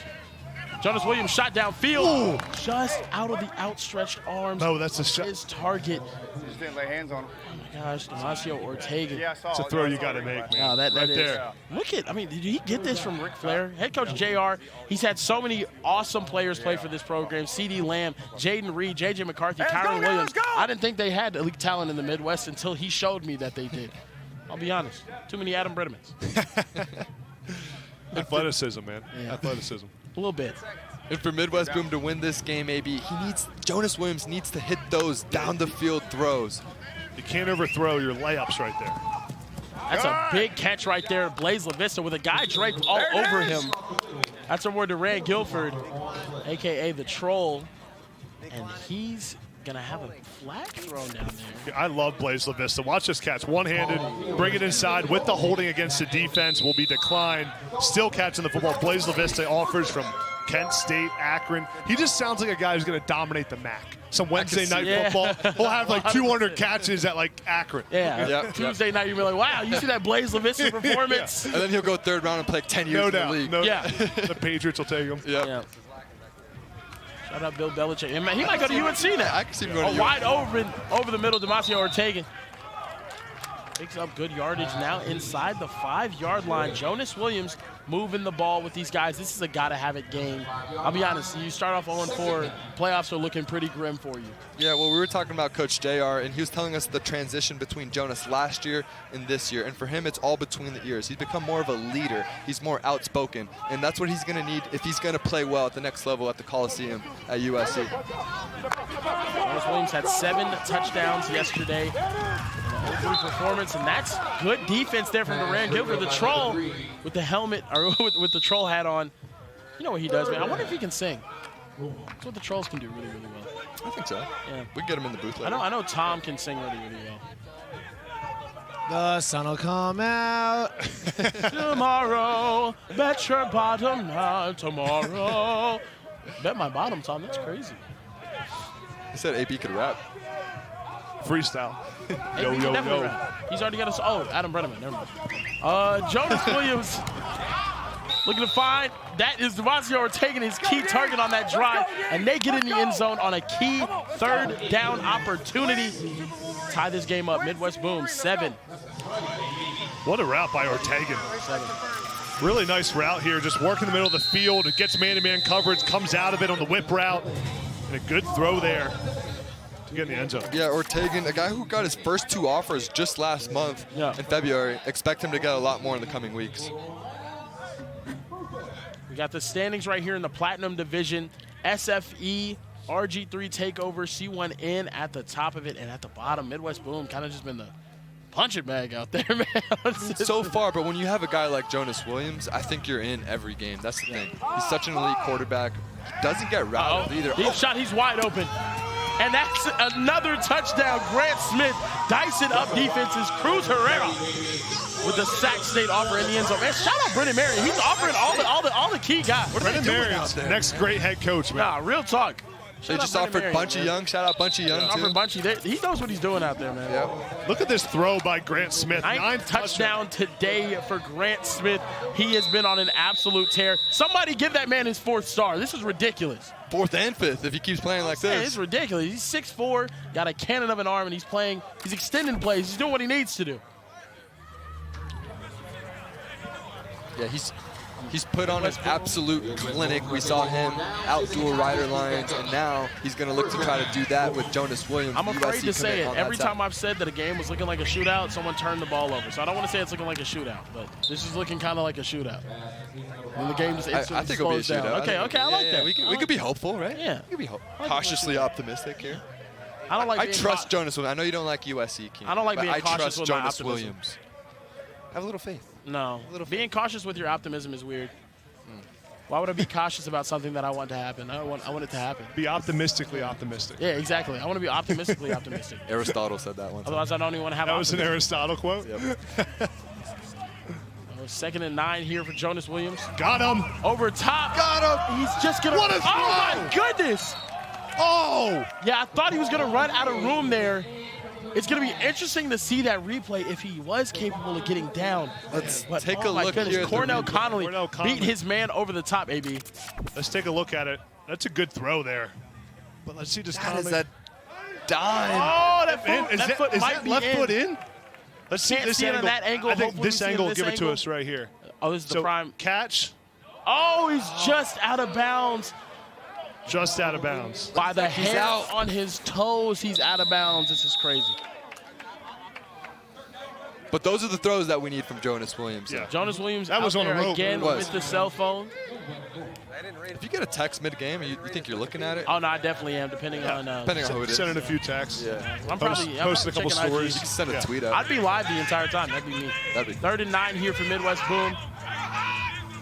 Making adjustments here. Coach screaming at him. I mean, he might have the loudest voice I've ever heard. Very physical at the line of scrimmage. They're going to throw a flag on that. It's not going to matter. And a big pickup. I'm going to say he was touched just short. Seemed like there was a lot of physicality near the line of scrimmage. And now we're trying to find out what's happening. JR thinks it's a touchdown. Look at the mink, brother. He looks great, doesn't he? This is crazy. Would you wear that out? Dude, he's Randy Orton aura maxing right now. This is ridiculous. He's posing. Well, you can't keep losing if he's going to wear something like that. You I'll tell you that. You got to win some football games. You think Coach hit arm day this morning? Oh, no, he had to. The exclusive Excessive jamming on the defense is what the call is going to be. And they're going to give them a 1st and goal. Let's get down to Tom, who's down there with Ric Flair. I am here with Ric Flair, a.k.a. Coach JR, a.k.a. What other nicknames you got? RJ Losnick is my alter ego. He hasn't came out yet, but he might. We don't need to Is be that an over here. angry version of you? Yeah, don't want to see RJ Losnick, trust. Can you explain the fit? This is my great-grandfather, so when he passed away, we kind of took his skin off, and I made it into a jacket. You know, he's the original OG, the original GOAT, and then now it's passed down to baby boy. Baby boy, can I try it on? Just try. I won't do anything to it. Just if you wouldn't mind, Coach. Thank you so much. He shaved the skin How do I off look? of his goat father. Decent right there. It brings out your eyes. This is crazy. Am I as Jack now? Yeah, Tom, yeah. All right, I'm going to borrow this for a little bit. His bicep is bigger than your head. Good luck the rest of the way. Appreciate you. That's so crazy. Just stealing the man's fur coat. Did we fully process what Coach Did he just say that his great-grandfather is a goat? Is that what he just I said? think he did. It's the fact that he literally cut the sleeves off of such a nice polo. This is the most JR thing to ever happen. The polo underneath that was crazy. I'm going to just stand next to him the rest of the game. I'm going to pretend I'm him. Completion there. What an interview that was. Now that's crazy. Overtime. I got it from my dad. After he passed, we shaved the skin off him. He was the original GOAT. That might be the hardest thing I've ever heard. That's a bar right there. That might be the craziest thing I've ever heard. It kind of smells good. One right there. Things got very physical. It fits you well, Tom. I'm going to wear this on my date later tonight. You got a date? Yeah, me and Kieran double date. No, we are not.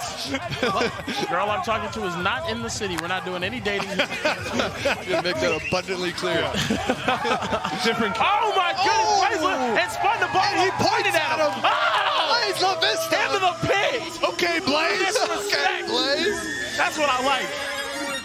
That's what I like to see, man. Talk to him. Let's go. Have some fun. I see you, Blaze. Watch this play by Blaze LaVista. Back of the end zone, on the in route. Give me that ball. That ball is mine. And look at him into the pit right here. I think Blaze is my favorite wide receiver in OT7. He's my Huckleberry. I don't know what that means. I don't know it. But I heard someone say it and it sounded cool, so I'll say, oh my gosh, dime. Oh, That's a dime. That's a PI, ref.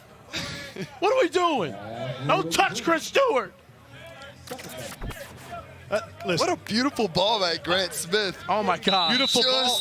Mo, I'm gonna say it. Chris Stewart's gotta make that play. He's gotta make that. He's gotta make that play. He's gotta make that catch, and he usually does. He was aura maxing trying to catch that ball one-handed. Yeah. Sometimes you gotta think. But it was a nice play by the DB, Kieran. You called it out. DB kind of grabbed him at the end there, but not enough to get a flag called. That was a nice play. Yeah. Guys, we got a great game here. Tied up. Let's go. Beautiful ball right there to Chris Stewart. I mean, Chris Stewart,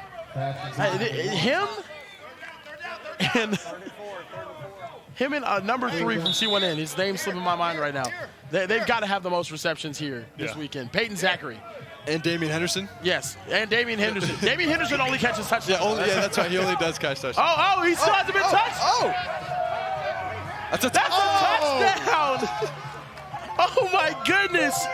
Shifty, young Carson Lander making the moves there into the end zone for RG3 Takeover. I gotta see this replay. Was he touched at all?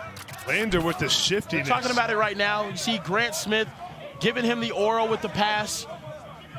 Doesn't touch him there. No touch. Doesn't touch him there. That's a touchdown. That's a touchdown, Carson Lander. Look at it. We have another angle of it right here. You didn't touch me. Excuse me, sir. I need to get by. You didn't touch me there either. Ooh. I'm going to the crib. Goodbye. To the pot mitts. We to the pot mitts. Chris over here saying he sold the clip. You did. Catch the ball next time. You got two hands for a reason. Oh my goodness.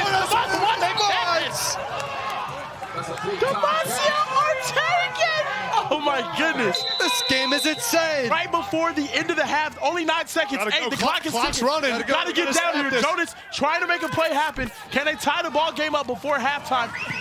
Not there originally. Looking across the field, and that's going to be incomplete. RG3 Takeover takes a 7-point lead into halftime. Look at that. Man, what a catch that was. Oh my goodness, what a catch.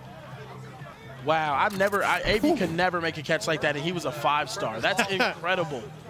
I don't have that body. The ability to track the ball right there with that body control, I don't know. These kids are unbelievable. I think AB would have probably gone in the end zone for that. Yeah, I would have kept my feet, ran fully underneath the football and got and then did a front flip into the... Would you have made that throw, though, is the question? Oh, it would have been a touchdown.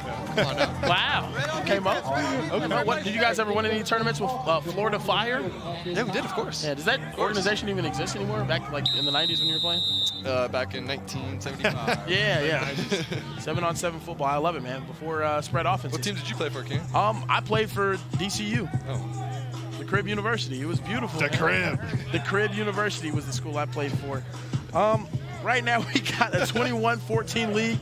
Stop asking me about my playing career. Jonas Williams back at quarterback, one-on-one. Bennett Conkey downfield. He's got it. Oh, they're going crazy right now. They're going crazy right now. These guys are clip farming.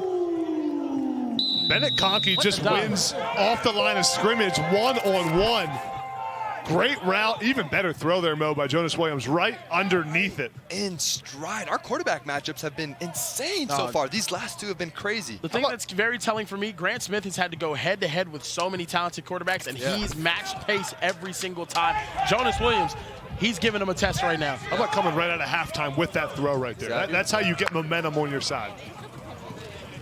Someone in the red zone, Bennett Conkey over to the back. Oh, he puts him late, and he gets touched. There's going to be a late flag that comes in.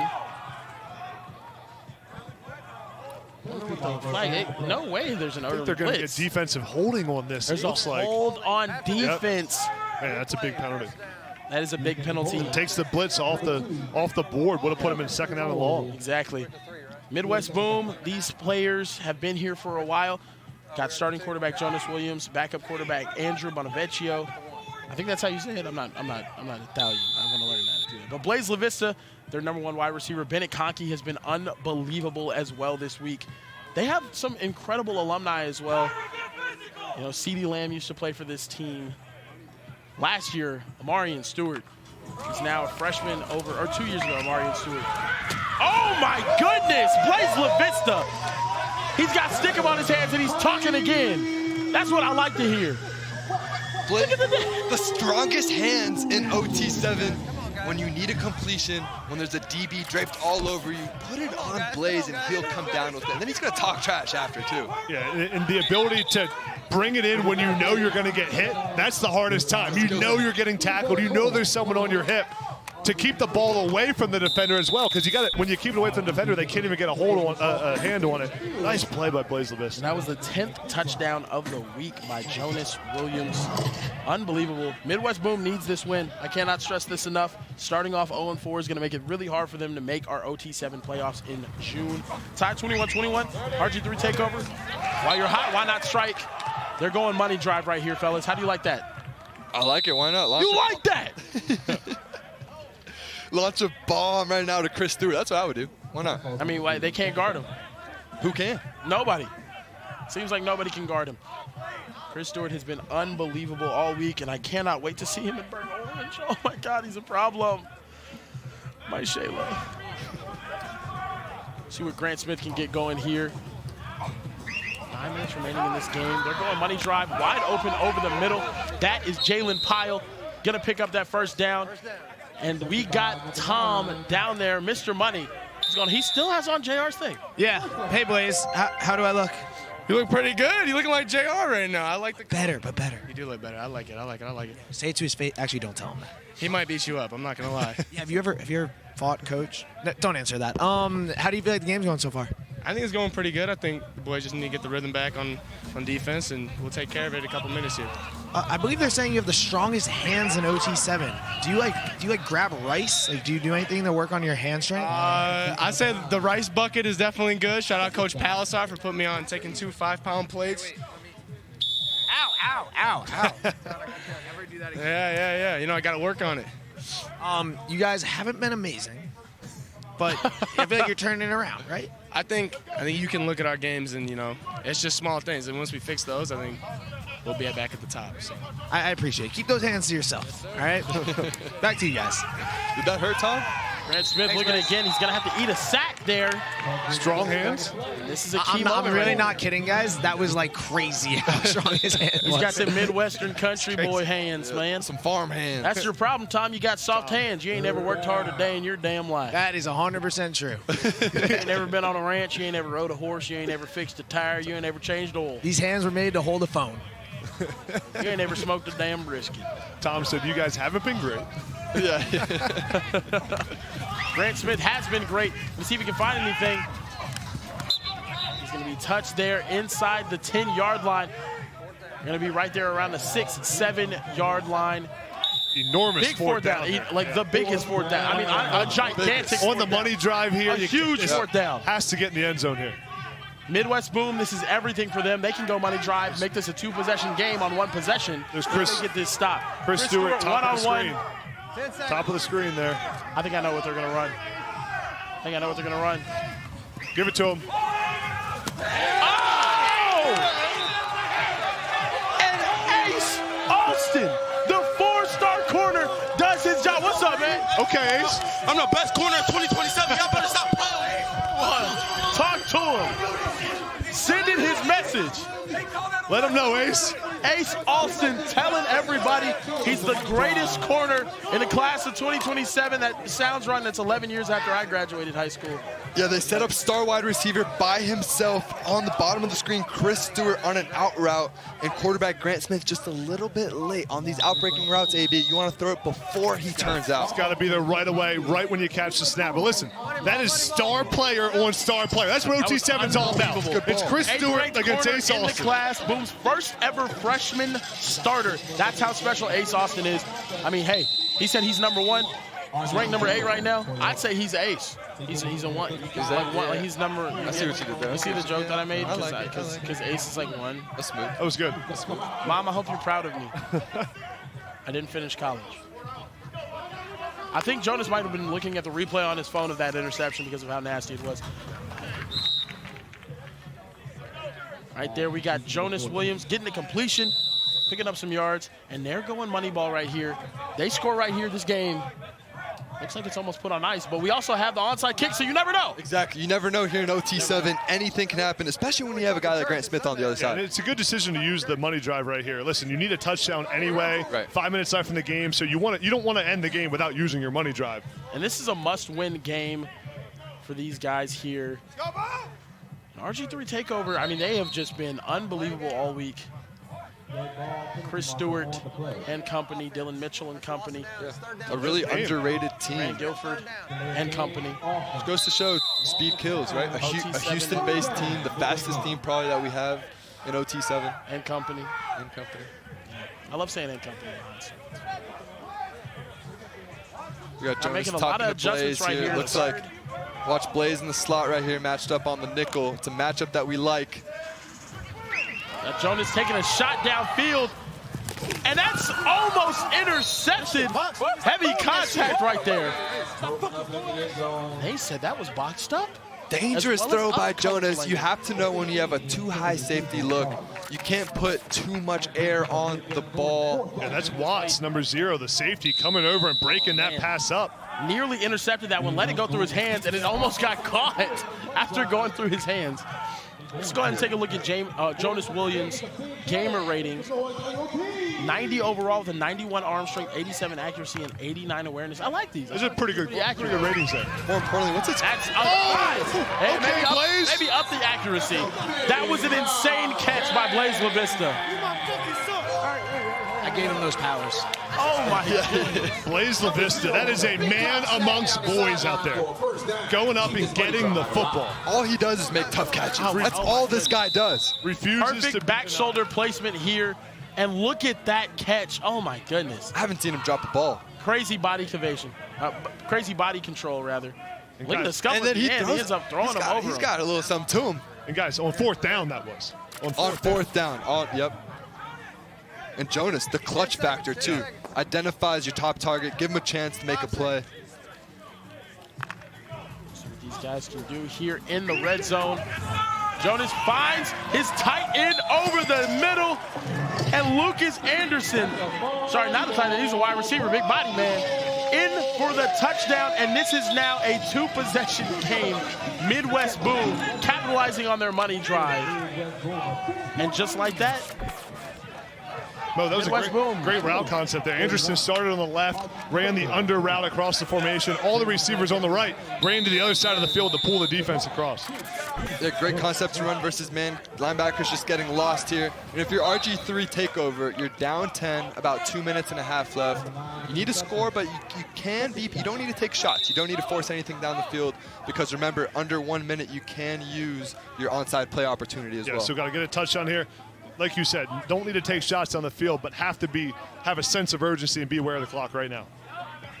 this weekend has been incredible. I feel like most of these teams have been evenly matched. There's Chris Stewart picking up the first down yardage for RG3 Takeover. I mean, we've seen every team here this weekend have a close game, have a battle, have a loss.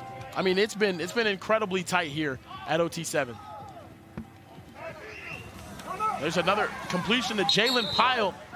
Grant Smith making it work right now for them, and they could go for a onside if they do score here. Give themselves some time as well. It's a really good drive right now by Grant Smith. Just dinking and dunking, slicing the defense down the field. Chris Stewart in the slot to the right, looking for him right there. And he's gonna drop that one. Incredible coverage from Midwest Boom. Gotta be able to score here. What are you looking to do right here before we reach the 1 minute warning? I mean, a guy like Chris Stewart, right? Find a way to get him one-on-one. Maybe a double move, a whip concept, get him going in and then back out, confusing these linebackers and nickel defenders. I like him in the slot. I think that's probably where he projects at the next level at Texas. At the top of the screen there out wide. And you're thinking touchdown here, and then you're also thinking about what's your play for the onside conversion that gets you 20 yards. And Smith looking over the middle, and that's going to be completed. Jalen Pyle for the touchdown. The Michigan, 5 seconds remaining, they're gonna go for the onside. The Michigan commit comes up clutch. What a tough catch, man. Yeah. We've seen some great wide receiver play on both sides today. In traffic, on the whip route, and now onside play coming up right now. Need 20 yards to convert it. This is where you look for your guys like Chris Stewart to make a play.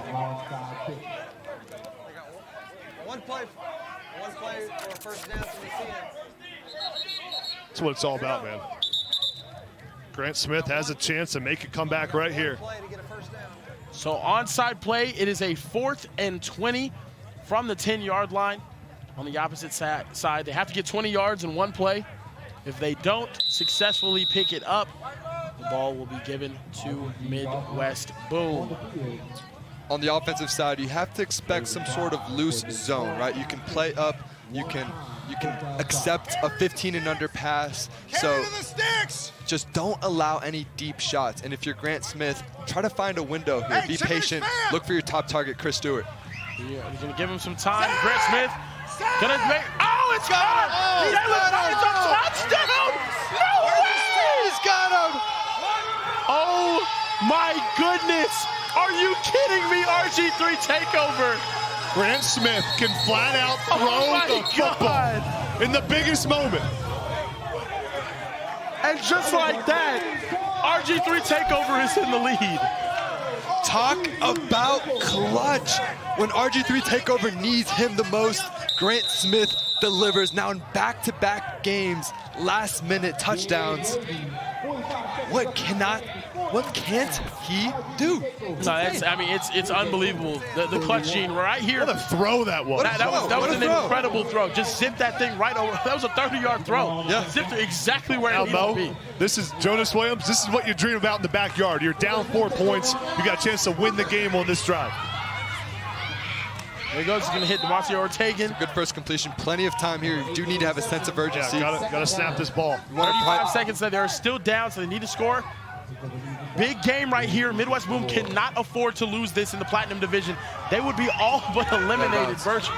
I mean, it's getting close. You need to get out of bounds there. You need to get out of bounds. The clock is still running 20 seconds.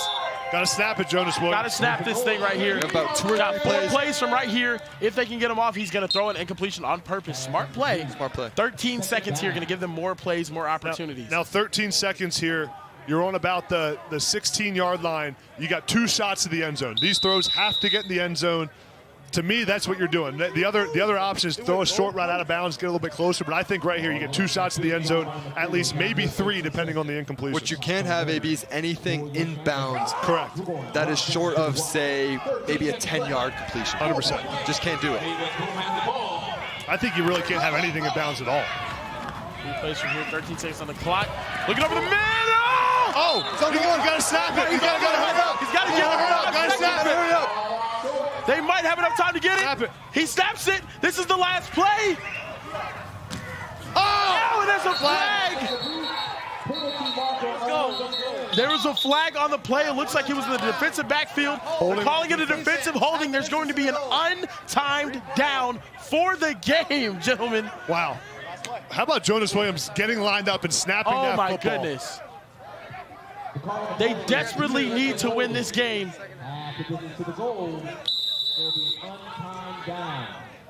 Wow. I think right here, Mo, you get Jonas Williams out of the pocket, get him on the move. And look at number 0, Blaze LaVista to the right of quarterback, Jonas Williams. There we go. Jonas. Got to get the ball off. Blaze LaVista. They did it. There's a flag on the field.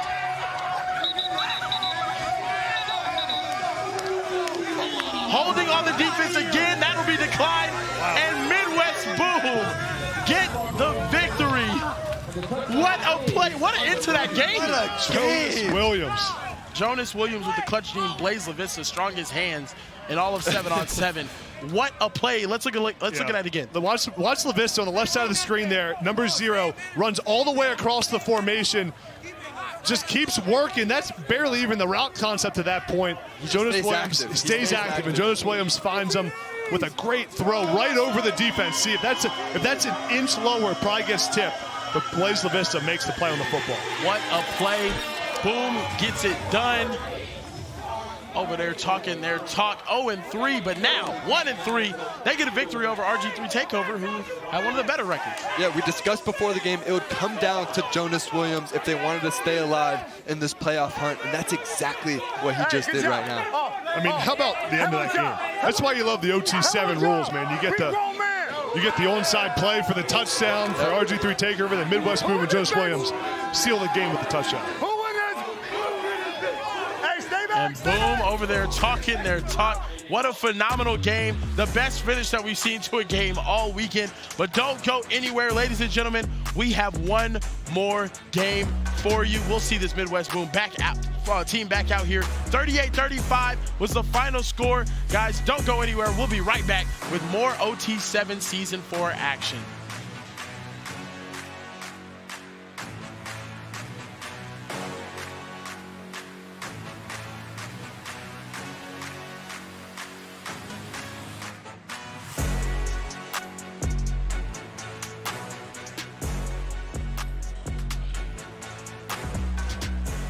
What an ending we just watched in probably the best game of the weekend between RG3 Takeover and Midwest Boom. DeJour, that was maybe, we were freaking out over here. That was probably the craziest game I've ever watched. Jonas Williams and Grant Smith just put on a clinic. We thought Diabell and Ryder Lyons were going back and forth. They were cooking.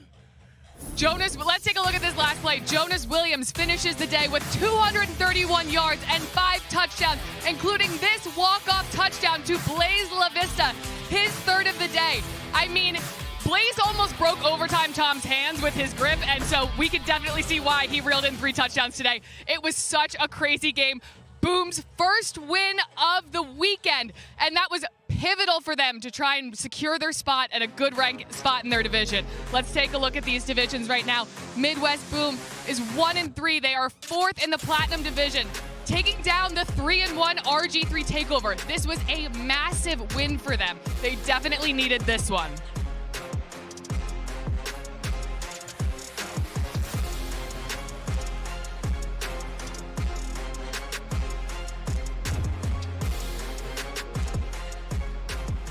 And if you couldn't get enough of Midwest Boom after that insane ending, they are staying on the field to take on Fleaux. This should be a crazy game, but Fleaux is at the bottom of the Diamond division, so I do think I got to give this one to Midwest Boom. After what I just saw from Blaze LaVista, I'm giving this one to Midwest Boom. They brought the boom last game. On the other side of the ball, Ace Alston too. This is going to be a crazy one. Don't go anywhere. Our last one of the day.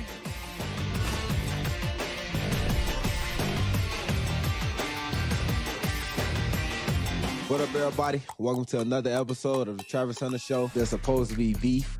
What did you mean by bland? You think you can score me, right? Why would I not think that I can score you? You know, I still don't realize I have the trophy right here. You versus Sagan one-on-one. Hell no. I don't want to talk about your vacation. They call it Big Mouth. Ain't your dad on the field? If your life was a movie, who would play you? Young Prime. The suit. Would you wear that? Yeah, that was probably Flair back then.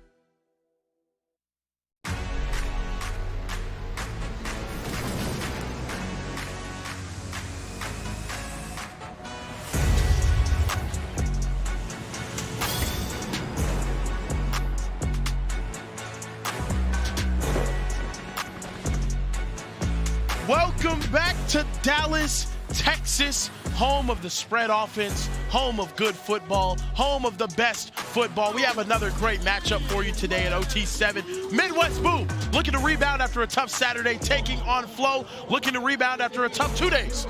We will see what happens next. Gotta have it game here in the OT7 Week 1 schedule. I'm Kieran Hickey Simple, joined here by Anthony Mo Hassan and Adam Alexander Brennan. There it is. How are we doing today? We've seen some insane games. I think this next one might be even crazier. It's the last game of the night, too. Let's have a great one. I love talking with the highlighter in my hand. Let's talk about someone wearing highlighter uniforms, Jonas Williams. Yeah, Jonas Williams, the USC commit, just had an unbelievable game in the last one we saw, led his team on the touchdown drive to win. He's got so many great traits, but his best is his confidence. He has elite confidence, good ball placement. Now, right now, can he lower the heart rate a little bit, calm himself down, not try to do too much in this one?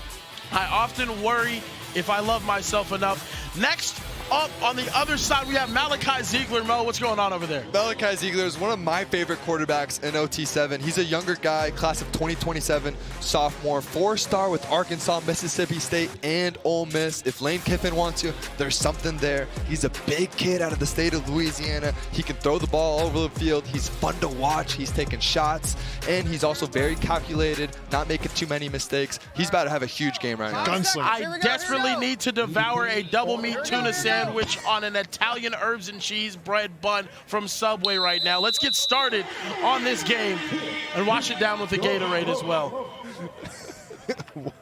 Malachi Ziegler dropping back. Good start there. Nice throw by Ziegler in rhythm. Good timing on that in route. And I'll be honest, guys, this is everything for Fleaux right here. They cannot lose this game. It's a must-win. Everything comes down to Malachi Ziegler right here, I think. It's a good start to the game. You want that easy completion, like you were just saying, AB. Get into rhythm, feel yourself out, and develop that confidence, too. Fleaux's uniforms are tough. I like these uniforms. I like them, yeah. I talked about Midwest Boom having the highlighter. This is a battle of highlight accents. Ziegler, big completion right there. Thank God that aerodynamic helmet was there. Oh, and there's going to be a late flag probably for unnecessary roughness, personal foul. Yep, unnecessary roughness. That's going to give Fleaux a first down. Let's take a look at that. Yeah, an interesting call. He was just kind of there. Yeah, he just kind of ran into him. He just kind of ran into him. Supposed to do? I don't know. I don't know, man. That's Devin Armstrong. We're playing soft now. We don't like to play defense. Thought we were Can't play Texas, any real Karen. dang defense.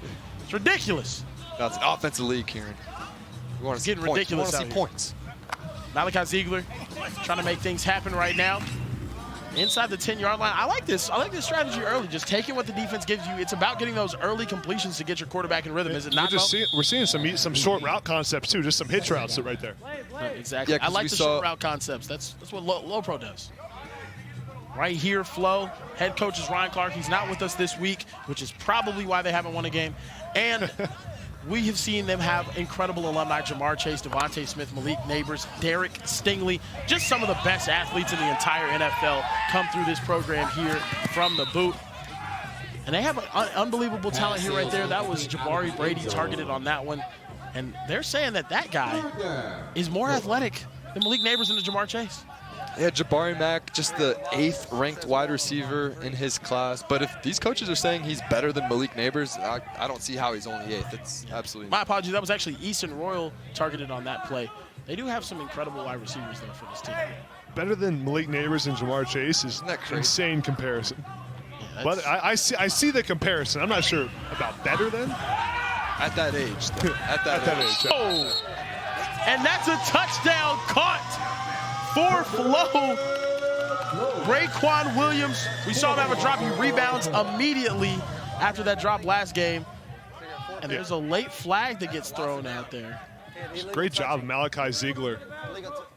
They're going to say illegal touching. He went out of bounds, didn't reestablish himself before catching that ball in the end zone. Fleaux, one of these teams with all the talent in the world, the top prospects in the state of Louisiana, the future of LSU, just haven't quite been able to put it together. And they desperately need this win, a divisional game against Boom. And now 4th and goal after that penalty. Coach JR has his mink vest back on, calling his defense out here. A huge 4th down early. Flow's got to have this one.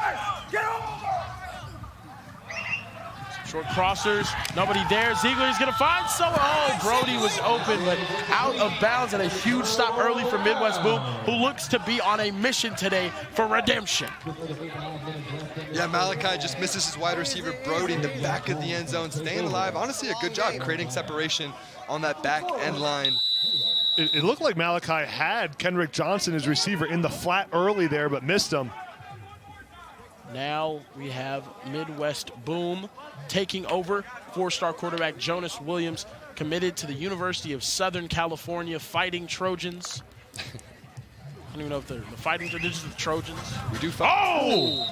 We're getting physical out here, man. What's the allure with USC, man? Is that a nice school to go to? It's getting a little chippy right here, man. I think it's LA, man. If you want to win a championship, I think if you want to win a Heisman Trophy. Oh, championship. Two small things, you know. Like, It's also the big, 20 years, big media market, LA, Hollywood Boulevard. I'll be honest, when I'm trying to win a NIL championship, I'm not going to either Penn State or USC. Well, if you want to win, you go to Penn State. Place. Yeah, if you want to win, you definitely go to Penn State. James Franklin does an amazing job of getting them 11 wins, and then a loss in the Big Ten championship, and then a loss in the playoffs. AB, I wouldn't take that if I were you. I'm just I gonna would not ignore take it. that. I can't even give it any credit or time. Okay. Jonas Williams gamer ratings a 90 overall, 91 arm strength, 87 accuracy, 89 aware. I think we need to bump up that accuracy. He has been accuracy unbelievable. could be 90, 91, I think. I mean, I would give his clutch rating a 99 based After on that game. Come on. Great ending. Puts that ball right where Blaze LaVista and Bennett Conkey can make plays on it, and that's another play right there to another target of theirs, Jaden Cawthon. Really good throw there on 3rd down and 1. Just taking the easy 1st down right there. He has 5 touchdowns today. Jonas Williams has 12 on the weekend, and I'm looking to see if he can score another one right here. I just got really animated for whatever reason. I just wanted to kind of throw everybody off on the field.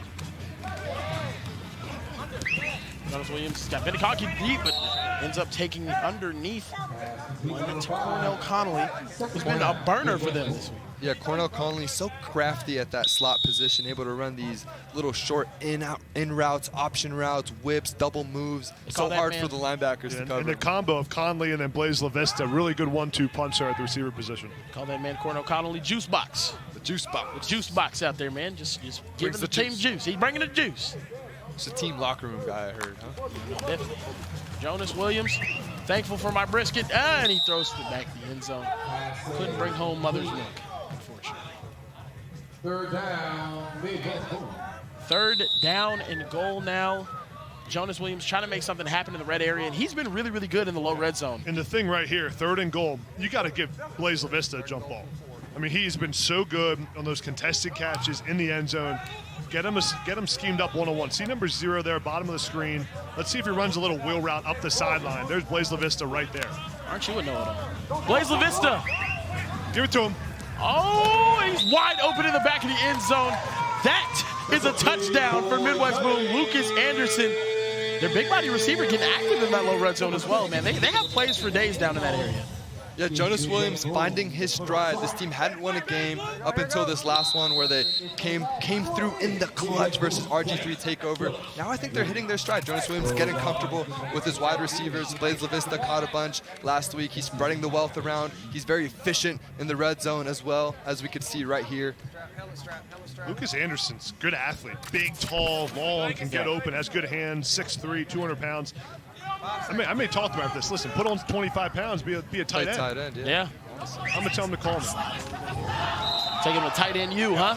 I'll take him to tight end U. Now we got Tom down there bothering Jonas Williams. What's up, man? I'm not bothering him. Hey, what's up, man? What's up? How are you? Man, I'm good. Can't complain. What do you do on your phone? Can you show me the phone? Something's happening here. Here, show them actually. It's our play. Look at their plays. Okay. Yeah, it's our Steal their plays. They can know it. We still gonna score. So we still gonna score. So coach will say a number that he's looking at on his iPad, and then you swipe to it on your. He just put it on our screen. It's kind of weird. It's like he projects it onto our screen. Technology's a weird thing. Do you like AI? Nah, don't answer that either. How are you doing with the game so far? Man, I'm feeling pretty good. We're doing pretty good. Can't complain. Well, you could complain. They just scored. Last question. Have you ever shook hands with Blaze LaVista? Nah, I need to, though. I want his autograph. Go and do that. Good luck the rest of the way, man. Back to you guys. Easton Royal with an incredible touchdown. That was a god-awful interview, Tom. I hated that. Look at that replay, the unbelievable throw, and then the ability to just take off. These dudes from Louisiana have a completely different gear. That Louisiana speed, he's already running a 4.41 in high school. Dunk, oh my goodness gracious. And he got up. That's a real athlete right there, man. It's a nice throw by Malachi Ziegler, too. Right on a rope. Tight coverage, has to be perfect with that ball placement. He was, which allowed then Easton Royal to run after the catch with the football. Yeah, just a sophomore. He's got Miami, Ole Miss, Virginia Tech looking at him. Jaden Cawthon with the catch. Nice back shot. Dude, I'm not going to lie. Jonas's ball placement this season compared to last year, on a completely, he was great last year. He's on a completely different level right now. And you can tell Jonas Williams, he's feeling himself a little bit right now. He's feeling really confident. Take a look at the Midwest Boom key players. Blaze LaVista, we talked about. Ace Austin, their corner, has played really well. He's only a sophomore. Crazy. He's crazy. really good. Playing quarterback is all about rhythm, like we said. Yeah. He looks like a different player today. He's developed that confidence. This is the Jonas Williams that we all know and love. Jonas Williams take it off. You're seeing the legs right there. Tries to reach the line. He's going to be just short. That's going to bring up third down. But no, I mean, I'm telling you, the ball placement today, whether it's on the back shoulder, whether it's in the red zone, just over the hands on that, on that last play, I mean, it's been unbelievable. It's been spot on. Mo, you're a USC guy. Jonas Williams committed to USC. What do you think's the one thing Lincoln Riley will try to improve on right when he gets to campus? Probably timing and just getting the ball out quicker. That's probably most young quarterbacks I see. It's not exclusive to Jonas Williams, but the college game's a little bit faster. So you want to get the ball out before the wide receiver turns his head. And a lot of turnovers that we've seen from him or even Malachi Ziegler we saw before, kind of waiting for the play to develop too late. And it's kind of a skill set. And a lot of it too was 7-on-7. Right, it's difficult because you're not practicing with these guys on a daily basis. It becomes much easier once you go through a fall camp, a spring ball, a kind of a full season with guys. It becomes a little bit easier. And part of that's just quick processing too. Just being able to see it, and It's one thing to see it, it's another to trust it as a quarterback. The trust factor, You got to exactly. trust what you see.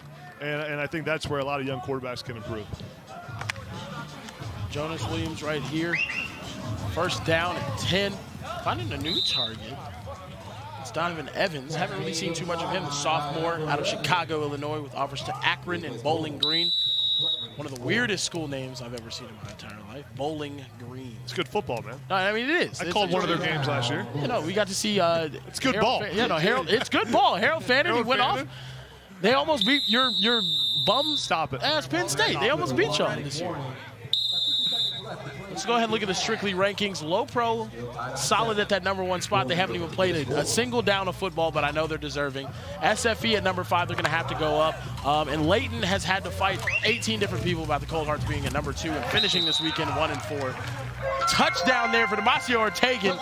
And Jonas Williams, once again, just being a smooth operator. Smooth operator. In the red zone. Smooth operator. He's also been really accurate in the red zone where when the ball has to be low, like this one right here, you want the ball low where your receiver can catch it, fall into the ground in front of the defense. When it has to be high in the back of the end zone, he's been really accurate with those throws. I've been impressed with Jonas Williams. He's incredibly accurate. Right now, going to have Malachi Ziegler see what he's doing, and he's going to have to eat that one. That's going to be 4 seconds for him. Now, got to think about time here at the end of the first half. 40 seconds left, clock's ticking. Clock is ticking, and they don't seem in a hurry whatsoever. Need a sense of urgency. I think this is a lack of experience maybe from the quarterback. This is where teams can get a real advantage because in some of these 7-on-7 teams, you don't. I mean, they're going to run 20 seconds off of this clock before they get another playoff.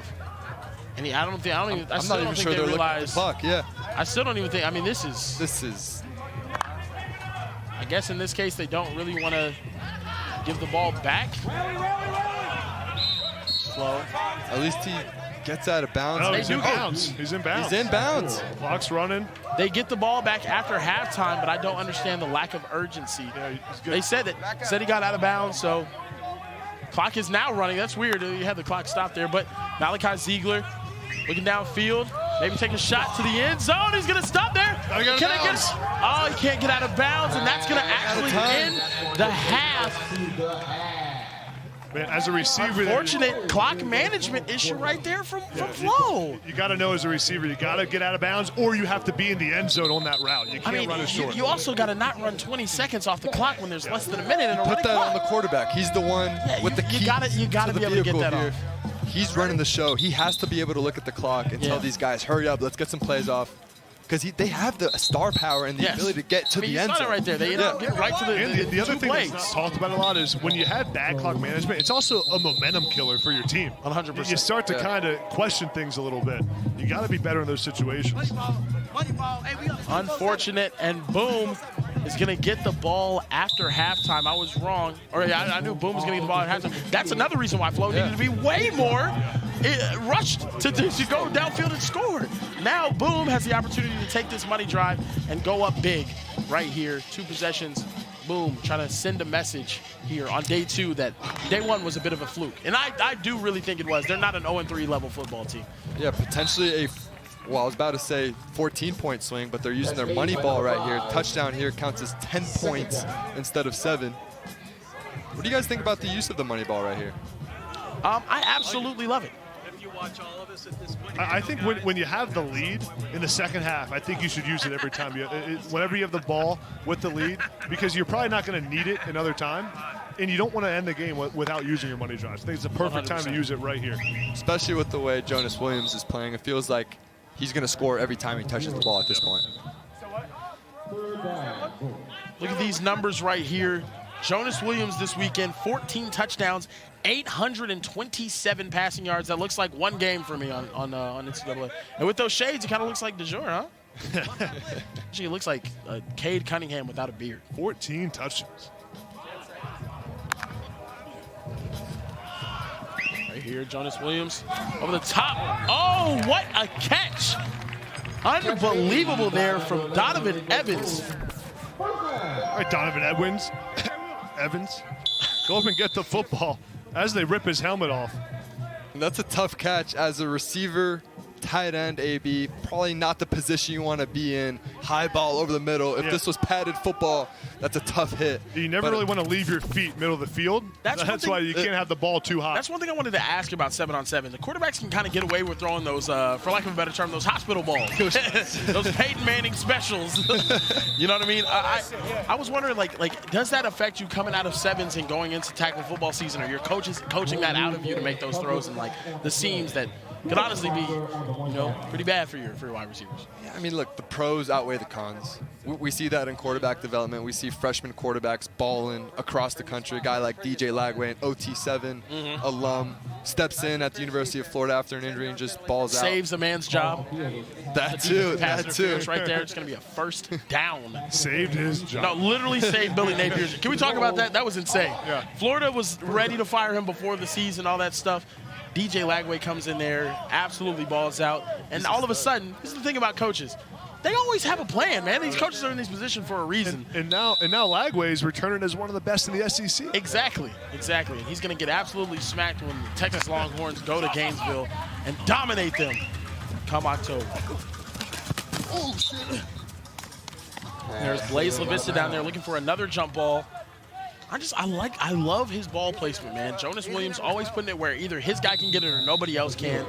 Perfect back shoulders, whether it's over the top of an outreach defender or he throws good to leverage so they can run after the catch. I like his ball placement a lot. It reminds me a lot of Michael Eugenio.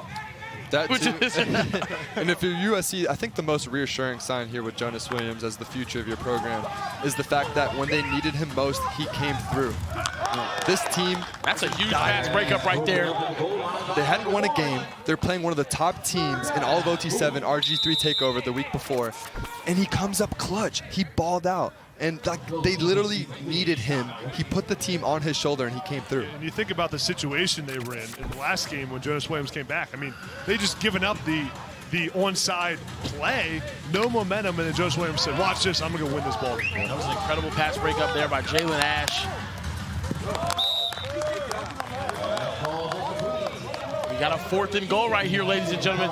Can Jonas Williams come in clutch again? Because using that money drive puts him kind of in a vicarious position. It's a 10-point play right here. Vicarious, big word of the day. Gotta have it situation for Jonas Williams. I don't even know if I used it properly, but I'm gonna just. I think so. I think I did. Okay, bet. Yeah, this play changes the game entirely right here. Again, 10-point swing. Otherwise, Fleaux has an opportunity to tie the game or use their money drive on the following drive and take the lead as well. And I got to ask you guys, Blaze LaVista, he's going to look that way. He's going to look over in the middle. And it's a touchdown again coming up clutch. It's Juice Box with the backflip and a spin in it. Oh, my goodness. Somebody go put a straw in that right there. You know what I mean? Hey, right here. Jonas Williams, just when we doubted him, of course, it's 4th down, backs against the wall. Of course he's going to score because why not? That's what Jonas Williams does. He started looking right to Blaze LaVista, who actually was open, but he gets off of him, goes to his 2nd and 3rd read, and throws a strike in the back of the end zone. He had Blaze LaVista open right away in the flat, but what I love about Jonas Williams is standing in the pocket and going through those progressions to find your 3rd read there. I wish my dad called me. 24-7, Midwest Boom leading Fleaux right now.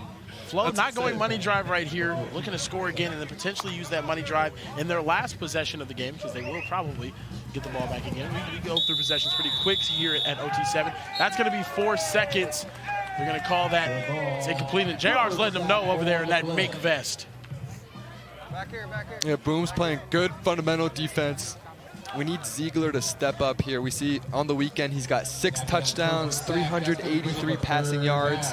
They had a little bit of a dual quarterback system going. I wish my dad stepped up. Well, Kieran, that's a tough one. Not gonna lie to you. Okay? You good? Yeah, are you Yeah, okay? man. Are you? Chilling. Malachi Ziegler. We're here for you, Taking Kieran. a shot at a shotgun. Or down, he's taking a deep shot downfield. Got him. Oh my goodness! He's got him. What a touchdown! Ryan Taylor Jr. elevating again. The Sacramento State offer. That is exactly how you play the football. Watch Ryan Taylor work back to the ball when the ball's in the air and attacks the football. Watch this. Instead of letting the ball come to him, he puts his foot in the ground and plays back towards the ball. using the strong hands for the touchdown. That was incredible. Look at the way he comes back and attacks that football in the air. That's beautiful, AB. I love to see it, man. I love to see it. Good throw there by Ziegler, giving his receiver a chance to make a play. Let your guy go up and get it. Yeah, my dad attacked the challenge of fatherhood the same way.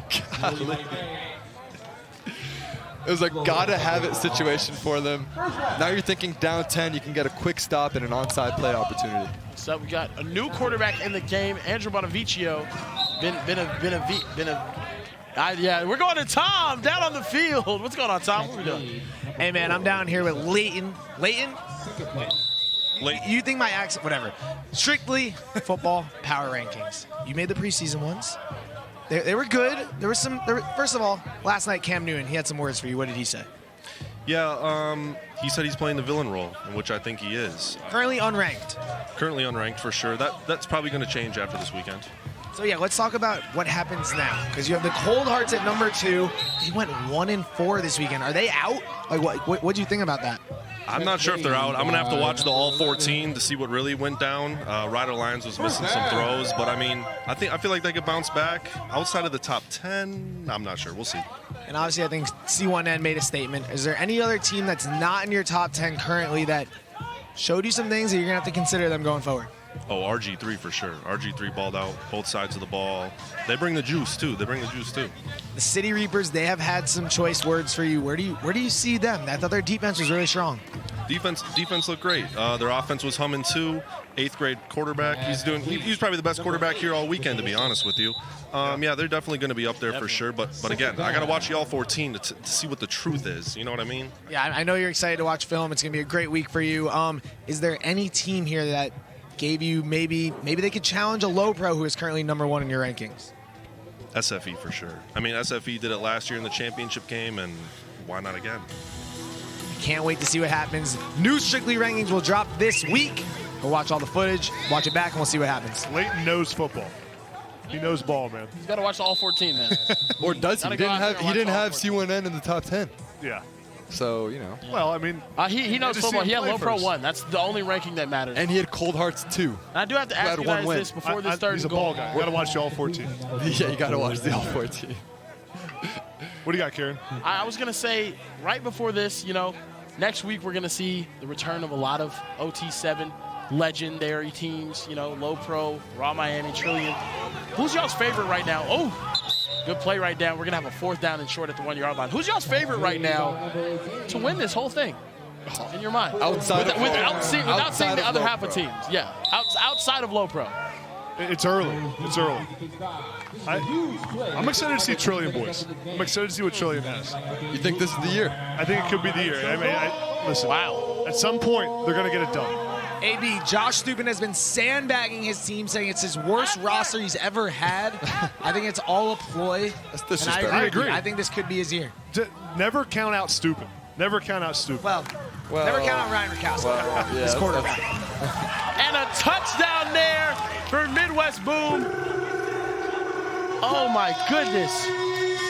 And they take a 31-14 lead. But like we have seen today already, this game is still not over, ladies and gentlemen, with the ability to do an onside as well. We have a money drive coming up for Fleaux. Look at the reaction, JR. Look at those biceps. Look at him. Just makes you want to snap into a Slim Jim, doesn't he? What does that mean? I don't know, man. He looks good, man. Looks like he's probably a father and cares about his kid. A money drive here. Oh, this Brody was not touched. Oh, my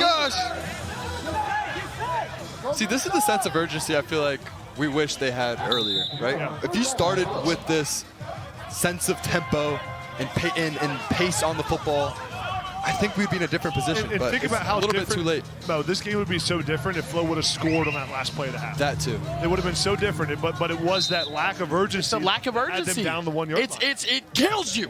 It kills you when you can't do that at the Attention end of the game. to detail. Attention to detail.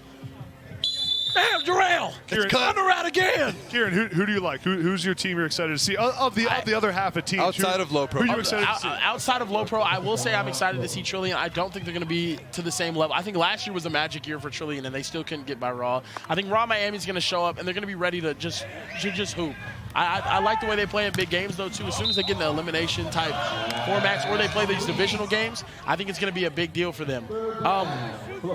I can't just ignore Low Pro.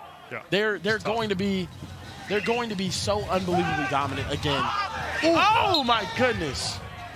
Ball slips out of his hand there. Ball slips out of his hand, and we have a 4th and goal. The entire game and my entire existence is on the line. If they don't get this, they're just going to keep this clock running until this thing is over. Here we go, Malachi Ziegler looking. He's going to throw it over, and that's going to be incomplete. Midwest Boom sending a message on Sunday, going 2-0 and getting a victory over Fleaux. What an unbelievable day. Midwest Boom completely flipped the script tonight. Yes. Came into the night 0-3. They showed you why they're ranked number 8. Came in 0-3, won 2 games in a row. Jonas Williams played like the top quarterback in the country, one of the top like he is, and come out of here with 2 wins. Now, fully in the driver's seat in this division. Yeah, no, I mean, this is the Midwest Boom that we know and love. This is the Midwest Boom that we all knew we were going to see out here. Jonas Williams out here dealing, doing what he's supposed to do. Fleaux, on the other hand, not going to lie to you guys, it's looking pretty grim. It's looking pretty grim. Let's go ahead and take a look at the standings after day 2 here at OT7 Platinum Division. SFE standing strong. Obviously, Gold Division, we haven't seen them play. At the top of Diamond Division, the City Reapers sitting up there with Hellstar and Tucson Turf. That division looking really shaky as well right now. Cold Hearts, a lot of work to do if they want a chance to win that division and punch their ticket to the OT7 playoffs. Win your division, and you will be in here at OT7 Season 4. We have a regular season, and we have a playoffs like a structured football program. Gotta love it, man. It's unbelievable. I'm so excited that we're back. It's spring. Football's not even supposed to be around right now, but it means so much to me. Oh my goodness gracious, it means so much to me. And guys, don't forget, next weekend, we are going to be seeing the return of some of our best teams in OT7 history. More coverage starting next Saturday, March 22nd on YouTube. You guys don't want to miss it. This Jonas Williams, unbelievable Midwest Boom, came back on Sunday after all of the issues they had on Saturday, and they showed exactly why they're a top 10 ranked team. They get it done in this game, 31-14. Guys, OT7 football season 4, I'm so happy it's back.